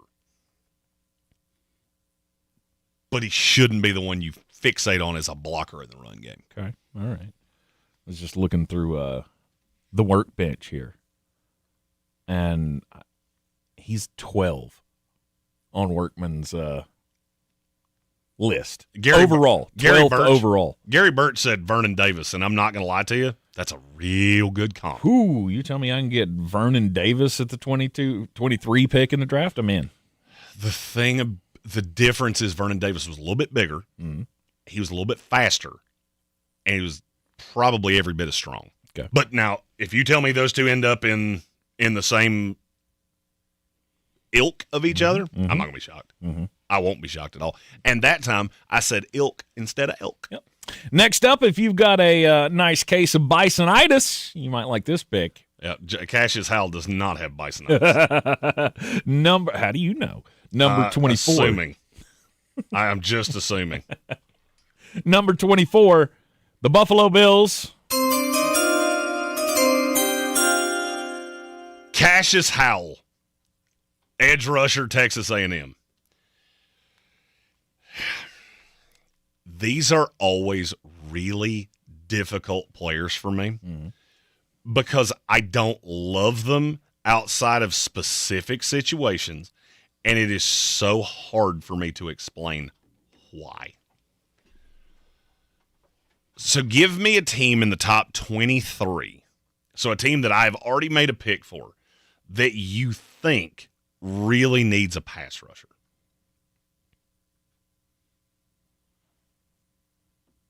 Sorry. You did. Sorry, I looked at my phone at the wrong time. I should have known definitively you weren't listening to me. Tank does this thing where he just nods like a bobblehead, and I know for damn sure he's not listening to me. So let me ask it again. Okay. Name me a team that I've already made a pick for that you definitively know needs a pass rusher. Tampa Bay Buccaneers. Did I go too high? No. I don't know that Cassius Howell is fast enough to play as a stand-up 3-4 outside linebacker type edge rusher. Pick me another one. I should have asked this way the first time. You didn't pick the wrong team. It's just now I've figured out how I want to explain this. Let's see. Bengals. I don't know that Cassius Howell is thick enough to play as an every down Trey Hendrickson replacement. One more time. Okay.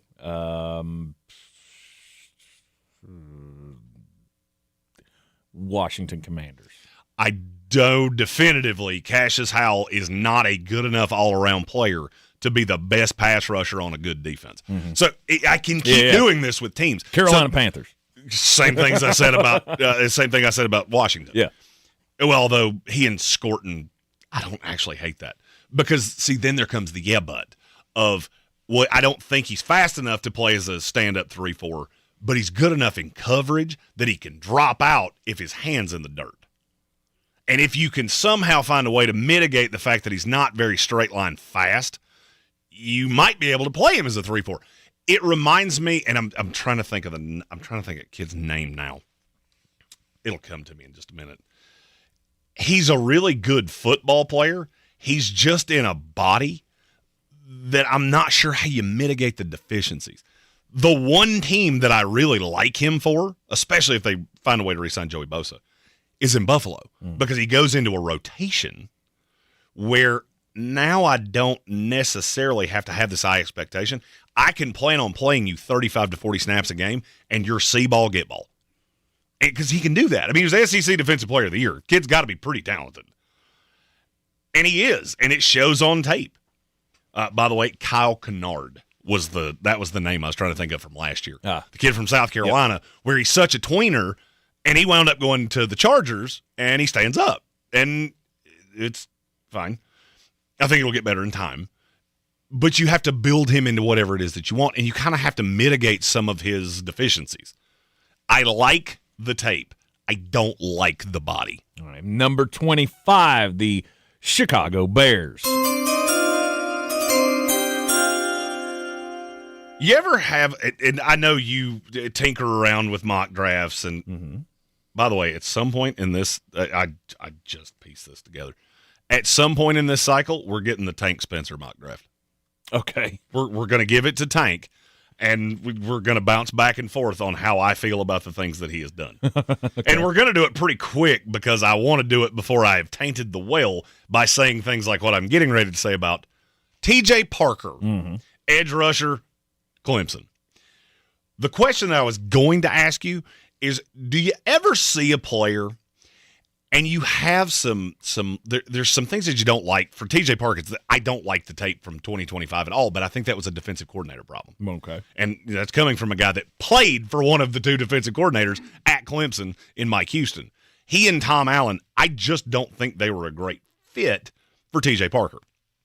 Every time I watch his tape, I sit there and go, that is a Dennis Allen wet dream if I've ever seen it. That is the perfect, because I think his high side is Cameron Jordyn.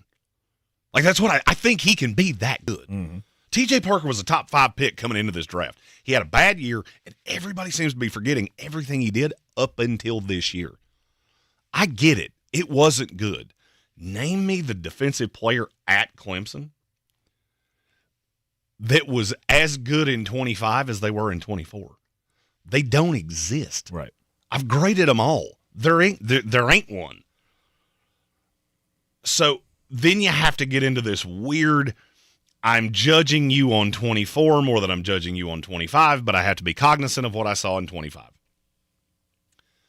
Do I ever think that TJ, I'm going to give you a name, and I'll just be honest, one of the resources that I use throughout this is NFL Draft Buzz, because I think they do really good work. They put a lot of information out there, and I think their player comps in terms of body size, body weight, height, weight, speed, all of those things, I think they play out better than a lot of others. And they had a name here that it kind of resonated with me. Mykel Williams. Last year, I did not like Mykel Williams. And the reason was because I knew what was going to happen was a team was going to fall in love with height, weight, speed. So time speed on him was going to be fast.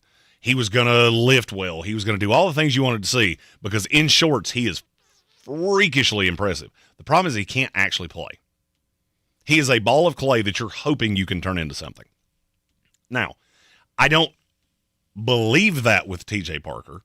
I think T.J. Parker has a lot more natural, God-given football ability and just straight-up talent. The problem is his motor does not run as high as Mykel's did. And I dinged Mykel on motor last year. So that's where you kind of start getting into you got to have somebody that motivates him. I love the idea of him playing on the opposite side of Montez Sweat.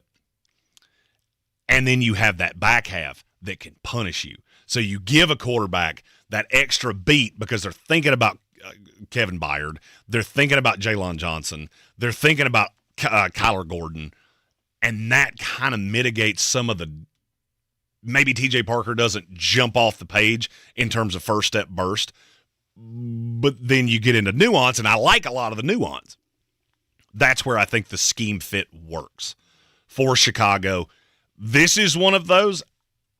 It's so early that I'm reticent to say this. I almost don't see a way that T.J. Parker doesn't end up with the Chicago Bears because I think Dennis Allen's going to be screaming from the rooftops, get me that guy. Right. Get me that kid. Because when they get beat in the playoffs by a team that they just can't get to the quarterback quick enough, they're going to go T.J. Parker. That's the guy. That's the guy I need. Yep. That's my guy. Yep. At number 26. By the way, that breakdown of T.J. Parker would be an absolute doppelganger for my breakdown of Cameron Jordyn however many years ago. Mm-hmm. They don't play necessarily directly alike. Their strengths and limitations remind me of each other. Number 26, the San Francisco 4th and Niners. They took Mykel Williams last year. I think you boo-boo kittied that aggressively. I believe you can fix that this year with one Romello Height. Okay. He has one huge red flag that there's just not a way to get away from. He's 82 years old. Romello Height will be 25 years old. That's pretty old. He'll be 25 years old when we draft, and his birthday is April 13th of 2001. Mm-hmm. He will be 25 when we draft him. The biggest problem with that comes from you don't have much time with him to the peak, but is he more ready coming in? Depends on what you're asking him to do. If you ask Romello Height to play in that wide nine, that Bryce Huff role that we've seen Robert Saleh be able to get good production out of guys like that. I have a second-round grade on Romello Height. At this point, practically anybody you're going to take is going to be a solid 2, not a 1-2, because I have more second-round grades than I have second-round picks. That's what this is going to be. The question is, which guy can I find that's going to mitigate some of my problems?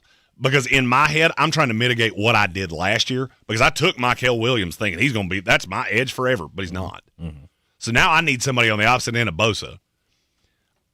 I don't know how Bryce Huff's career is going to look. Robert Saleh seems to take care of him. Him and Mykel Williams, okay, that's not a long-term solution.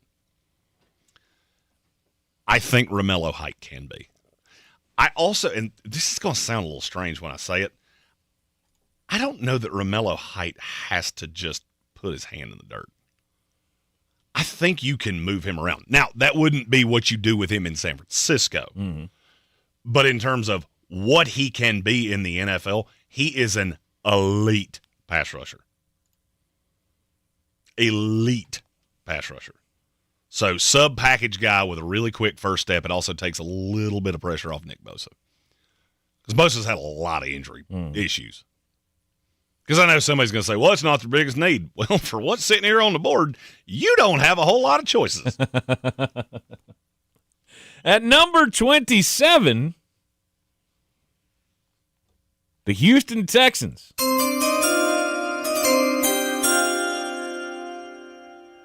I love this kid so much. Mm-hmm. And I didn't until about the last 6 weeks.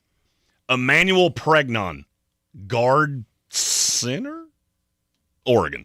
He's played both. I think he projects as a guard he can play center if we absolutely freaking need him to. Our center goes down, he's the one here. This kid's bounced around a little bit. He's another one that's a little older because he sat out the COVID year, and then he redshirted. He did not really play any form of football for 2 years. And it really strikes me as he's just starting to round into what you would have expected him to be when he was 22 years old. Mm-hmm. Over the course of the last, I'll just say of this season, because I can't tell you directly which tape it was where I went, oh my, he's turning into that dude. He is strong as hell. And it almost feels like he doesn't really know what he's doing. I watch him on tape and go, I don't even think you know what you're doing, and you're already this good. He's a little rigid. Yeah. And his technique can be just ungodly terrible. But the good is really good. This kid bounced from Wyoming to USC to Oregon. And I think this may be the first time he's gotten higher level coaching. I also think it hasn't done him a ton of favors that line is really talented, but really raw. Because a lot of what I say about Pregnon, I say about Isaiah World, too. Mm-hmm. Isaiah World sees a high-level edge rusher like he did in David Bailey, he gets drug. But if you told me he wound up being a really good offensive line in the league 3 years from now, I'm not going to be shocked by that. Yeah. Emmanuel Pregnon's the one that can come in and play right now. He can play today. Yep. And I don't think it matters that his technique is lacking and there's room to grow. Especially when I'm looking at the Houston Texans going, you have to do anything you can to be able to run a greasy peg up a cat's ass next year. Because you cannot do that right now. It hadn't mattered if it was Nick Chubb, Woody Marks, British Brooks, Barry Sanders, Adrian Peterson, D'Amico Ryans. I don't care who's been back there. Nobody can run. Yep. Because you don't have that guy. I think Emmanuel Pregnon can be that big, hulking guard, him and Ed Ingram, that tie, especially with Ursery and whatever you're going to do on the right side, long term. Mm-hmm. It's time to get out the member berries, Jeremy, because you remember when last draft we're hanging out Green Bay, Wisconsin, and the Jacksonville Jaguars traded a first-round draft pick that we both went, wait, you traded another top 5, top 10 pick for Travis Hunter? Really? About that. Well, that pick actually ends up being number 28, the Cleveland Browns, with the selection. You remember earlier when I said teams that have 2 picks? I remember. I try to take a risky pick or a riskier pick and a safer. Well, sometimes when you're the Cleveland Browns and you got a GM that's got 1 foot in the grave and 1 foot on a banana peel, and you've got a really tenuous quarterback situation, you got to take a little bit more of a swing. So I took a high-end swing at Jordyn Tyson, not the player. If you tell me Jordyn Tyson's healthy for the next 10 years, he's going to be a real good player in this league. I'm going to take a swing at Caleb Lomu, offensive tackle out of Utah. Why is that such a swing? He's a really good pass blocker right now. And he is, and this is the first time I get to use this phrase in the 2026 draft miss season, he's a big dancing bear. Real athletic. You see him on tape, he looks like a tight end. He doesn't look like a tackle. The other weird thing about this is that you get Spencer Fano, same team that went earlier. Fano plays on the right side. Lomu plays on the left side. I think there's a better than 0 chance they both play on the right side in the NFL. Lomu has a ways to go as a run blocker because he's just not physical enough. Right now, he looks like a hyper-athletic, big dude that wasn't always a big dude. You remember John Henson that played basketball at Carolina? Yeah. He was a guard until he was a senior in high school, and then he grew 8 inches. And he always looked like a little kid wearing dad's clothes because he couldn't figure out how all these big, long extremities he had worked. Caleb Bauma's kind of in the same vein of he's always been really athletic. Well, now he's really big, too. He only surrendered 2 sacks all year. Yeah. But then you get into the run tape, and the run tape is just really, really clunky. But you're going to have to put good weight on him. And that's where the projection comes. So I know somebody's going to say, well, if he goes at 28, why couldn't the Lions have taken him at 17? Because the floor on these two guys, Vega Ioane to Caleb Lomu, is night and day. Ioane's not going to miss. Caleb Lomu could be out of the league in 3 years. It's not going to stun me. Okay. He also could be a Pro Bowler. Because and he's not going to get to this size, and that's not what I'm trying to say. You take a guy that's this raw, he could be Jordan Mailata 3 years from now. Wow. It just depends on how well he takes to the weight. It depends on how well it becomes good weight. That's the reason you can't just bulk a guy up. I get that question a lot. Well, he needs to gain 30 pounds. Why don't you just bulk him up? Because I don't want him to just be a fat ass. Right. How do you bulk him up? I want him to be 30 good, lean pounds. Because the reason I'm drafting him is because he is so mobile and nimble. I don't want to just pack weight on the frame. I want it to be good weight to keep him lean, but bulk up how strong he is. He is a bit of a project, but I think he's a project that can play right now if you start him on the right. Yeah. Look at what Cincinnati did with Amarius Mims. Kind of the same premise. Because if you remember, Amarius Mims wasn't a very good run blocker either. No. Caleb Bauma's in a lot of the same vein there. All right, number 29, the Los Angeles Rams.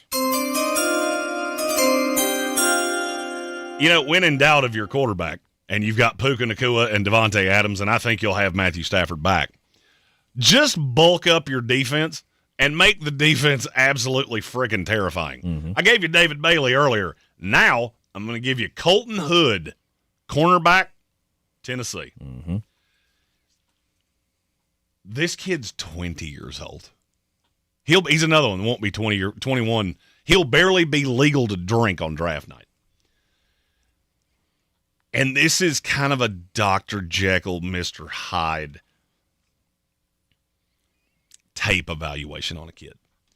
If you look at the good of Colton Hood, I could justify him being I couldn't take him over Delane. I could take him over McCoy. I could take him over Terrell.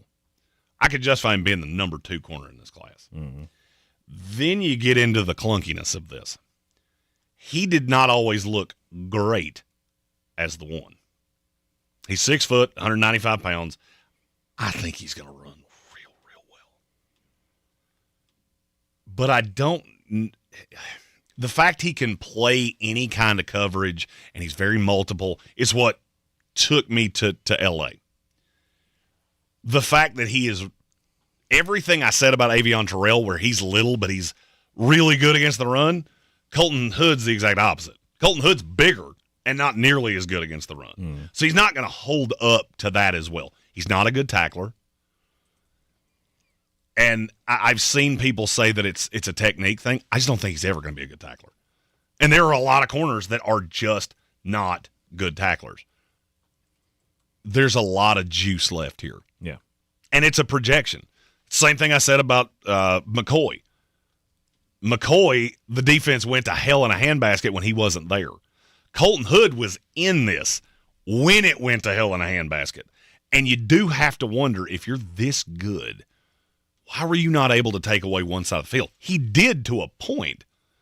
But then you've got another corner in Tennessee that's going to go in this instance would be in day 2. Mm-hmm. And you just got thrown on all the time.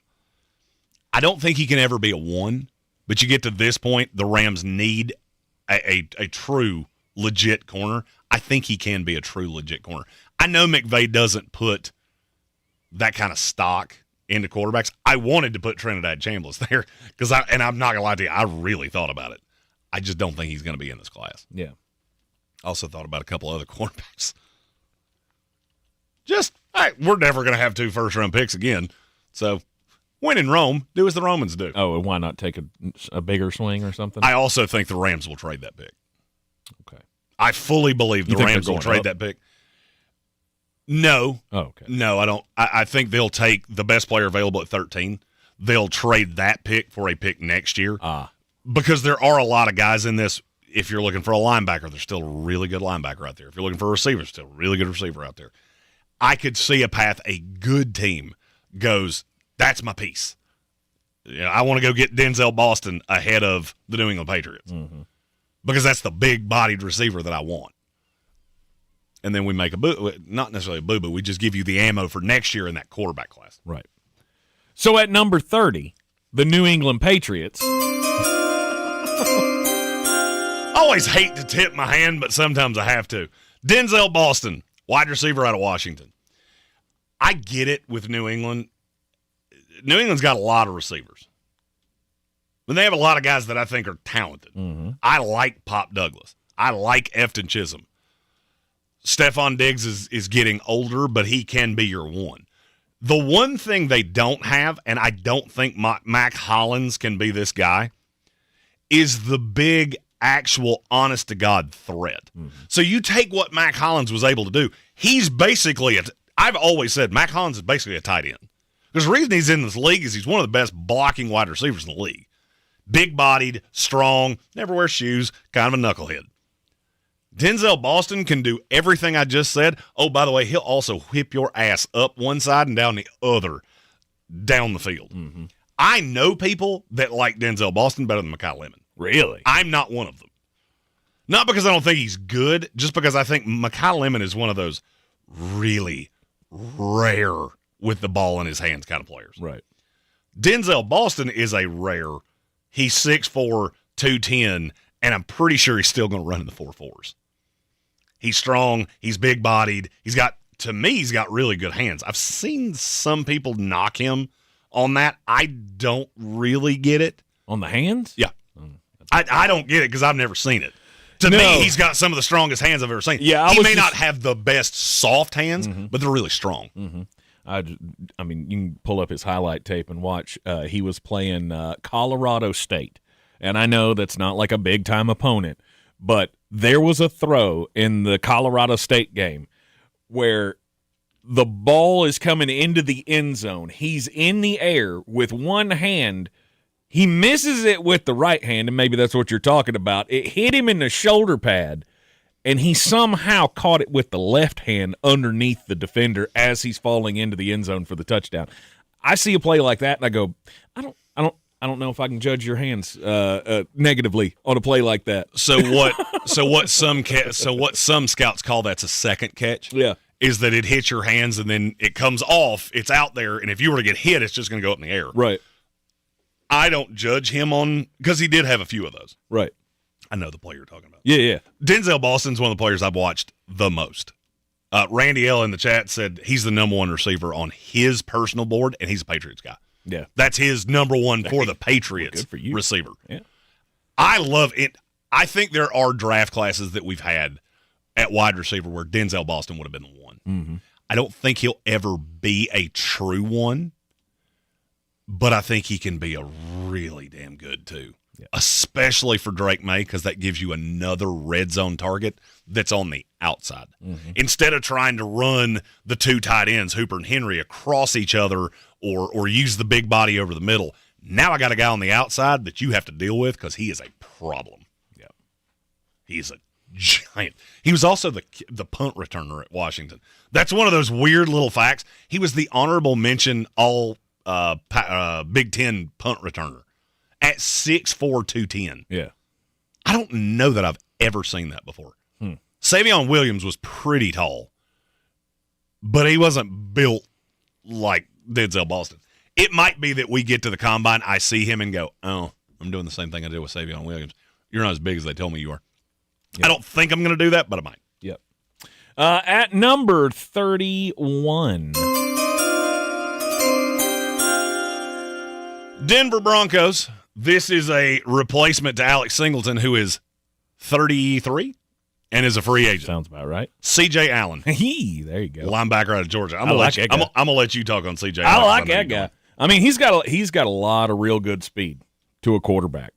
Trying to fight off defenders, well, that's not going to be his first step. But because he's only 235 pounds, right? I mean, he's not going to be that guy, but he can really, really disrupt plays left to right, sideline to sideline, and if you call for it, and his path is to the quarterback, he's getting there. He's one of the better run defenders that I've seen as an off-ball. Mm-hmm. I don't like taking off-ball linebackers in the first round. Right. I think depending on your scheme, and I'm going to go on a 30-second rant here.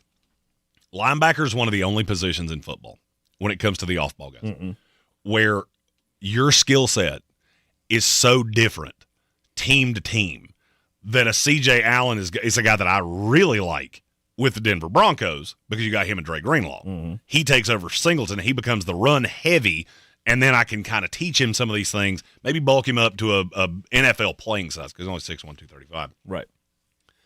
But he can play right away, and that adds strength on strength to my defense.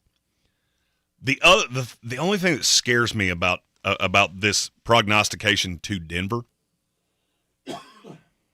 is that Vance Joseph is notorious, and Sean Payton is too, for not playing rookies high-level snaps. Mm-hmm. If he's the Alex Singleton replacement, he would have to. Because he's going to be the starter. That's going to be the one next to Dre Greenlaw. Right. The more I thought about this, the more I really liked this fit. And it's another one of those that I go, if he falls to Denver, I don't see any way. I mean, you got to look at the rest of the linebackers and go, where am I going to find a starter? Where am I going to find a starter that can play that role and my defense not regress to a point? Well, you're not going to regress with C.J. Allen. If anything, you're going to get better. You have not mentioned Anthony Hill yet. And why has he not been off the board yet? Anthony Hill. Anthony Hill's a weird one. There are several guys that didn't get picked in this that would be worth a discussion. Mm-hmm. I believe that could be on the show tomorrow. Yes. Anthony Hill's, and I'll probably save a lot of it for that. There are so many conflicting reports on him. I like him a lot, but he, to a point, kind of reminds me of DeMarvion Overshown. Played in the same defense, and kind of had the same thing of, I'm not sure that most of what I really like out of you is not linebacker stuff. I kind of think Anthony Hill is an edge rusher that was cast incorrectly as an off-ball. I don't know that. He's one of those that I want to see more of. Because I might have to teach him that. I know there are scouts that hate him. Really? And guys that I respect their opinion. Huh. They cannot stand him. Because I've been beating the drum for him all year, and I'm not going to say they've worn me down. I'm just kind of tired of having the fight, and I need to get my bearings about me, and the only way to do that is to see him up close and personal. Okay. All right. Again, C.J. Allen, the pick at number 31 to the Denver Broncos. Number 32, the Seattle Sea Chickens. I told you that my adopted brother, and this one ain't adopted. I tell you what, his ma and my pa probably knew each other. And I'm going to flash this up on the screen. Can you see the YouTube stream over there? Yes. Megan and I we were laughing about this earlier, and her exact phrase was, "Oh yeah, you're kin somewhere." Jennings Dunker, guard, Iowa. Ah, guard. He is a guard to me. Mm-hmm. That's there he is. There it is. Big old red-headed ginger mullet. Save some for the rest of us, bro. Dude. But you talk about a kid with a friggin' mean streak. You tell me I have him and I have Gray Zabel with Charles Cross moving forward.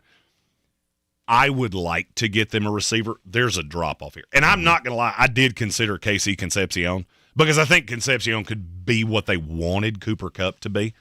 I'm not sure that they put that much into that. The way Seattle is working, plus I really like Torrey Horton. He missed the end of the year because he's on IR, but I really like Torrey Horton, and I think that's your two moving forward. Mm-hmm.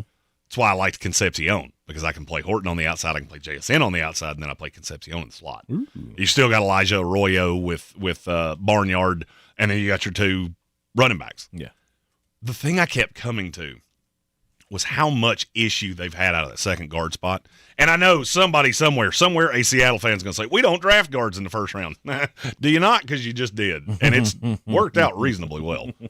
I mean, there's been some growing pains, but for the long haul, that dude with Gray Zabel as the road graders for your running game, save some. I'm going to say the same thing about your offense that I say about his mullet. Save some for the rest of us, bro. So Jennings Dunker, the 32 or the 32nd pick, excuse me, for the Seattle Seahawks. All right, on tomorrow's program, we will go over names that weren't mentioned. Yes, today. We'll talk about, and we'll even make that a mailbag of if there's a player that didn't go in the first round. You super chat it. We'll try to get as many as people say in the chat of why did they not go in the first round? What can they do in the process to solidify themselves as first round picks? I mean, and as always, in the comments of this, because we're going to post this mock draft back out as its own standalone. This was a live stream, but we're going to post it out all together, just the picks. If you got a question about a team, I can't. If you ask me some, 330th. I can't lie to you. I'm not. Right. I'm not there yet. Not there. I can give you my brass tacks. I can't necessarily get into the deep divey yet. Bill Workman has done a lot of the legwork for me this year, and by the time we come back from Senior and Shrine, I feel pretty sure that we're gonna be just fine. It'll be all locked in, ready, and raring to go. We will be with you tomorrow at noon on the YouTubes and, of course, on the radio box, iHeartRadio app. Heard everywhere you go around the world. We'll talk about that and whatever else. Threadbare Thursday tomorrow, and we'll talk about some college football as well because we got our first college football semifinal game coming up tomorrow night. Also, we will be doing a live stream for, that's Indiana, Oregon. No, Indiana, Oregon's Friday. So for Miami, Ole Miss, we'll be doing a live stream. I will be in Mullet Manor, just watching along together. Okay. We'll synchronize our televisions and we'll say dirty words on YouTube about why our team's not in the college football playoff. That'll be fun stuff. Mine, real simple. Mike fucking Norvell. There's my 3 words. Oh, my team got eliminated. I don't have much to say, but I do want to get one of those in there. Todd fucking Bowles. There he is. Thank you. If Todd Bowles goes missing, look in the basement of Tank's house. He's got him down there going full Buffalo Bill with the old sack tuck going and puts the lotion in the basket. It's that old joke. What's the difference between dead Todd Bowles and a Rolls Royce? Just tire marks. Oh, no. Nope. I don't have a Rolls Royce hidden in my garage. Oh. We'll be back with you tomorrow. I was telling the... Yeah, wrong joke. Yeah, well, yeah. I had 2 of them, and I couldn't figure out which one you were talking about. Mm-hmm. I was thinking about the Duke fan on the sidewalk with the priest in the passenger seat. Oh, I swear I didn't hit him. I got some bitch with the door. Y'all have a good evening. We will be back with you tomorrow at noon.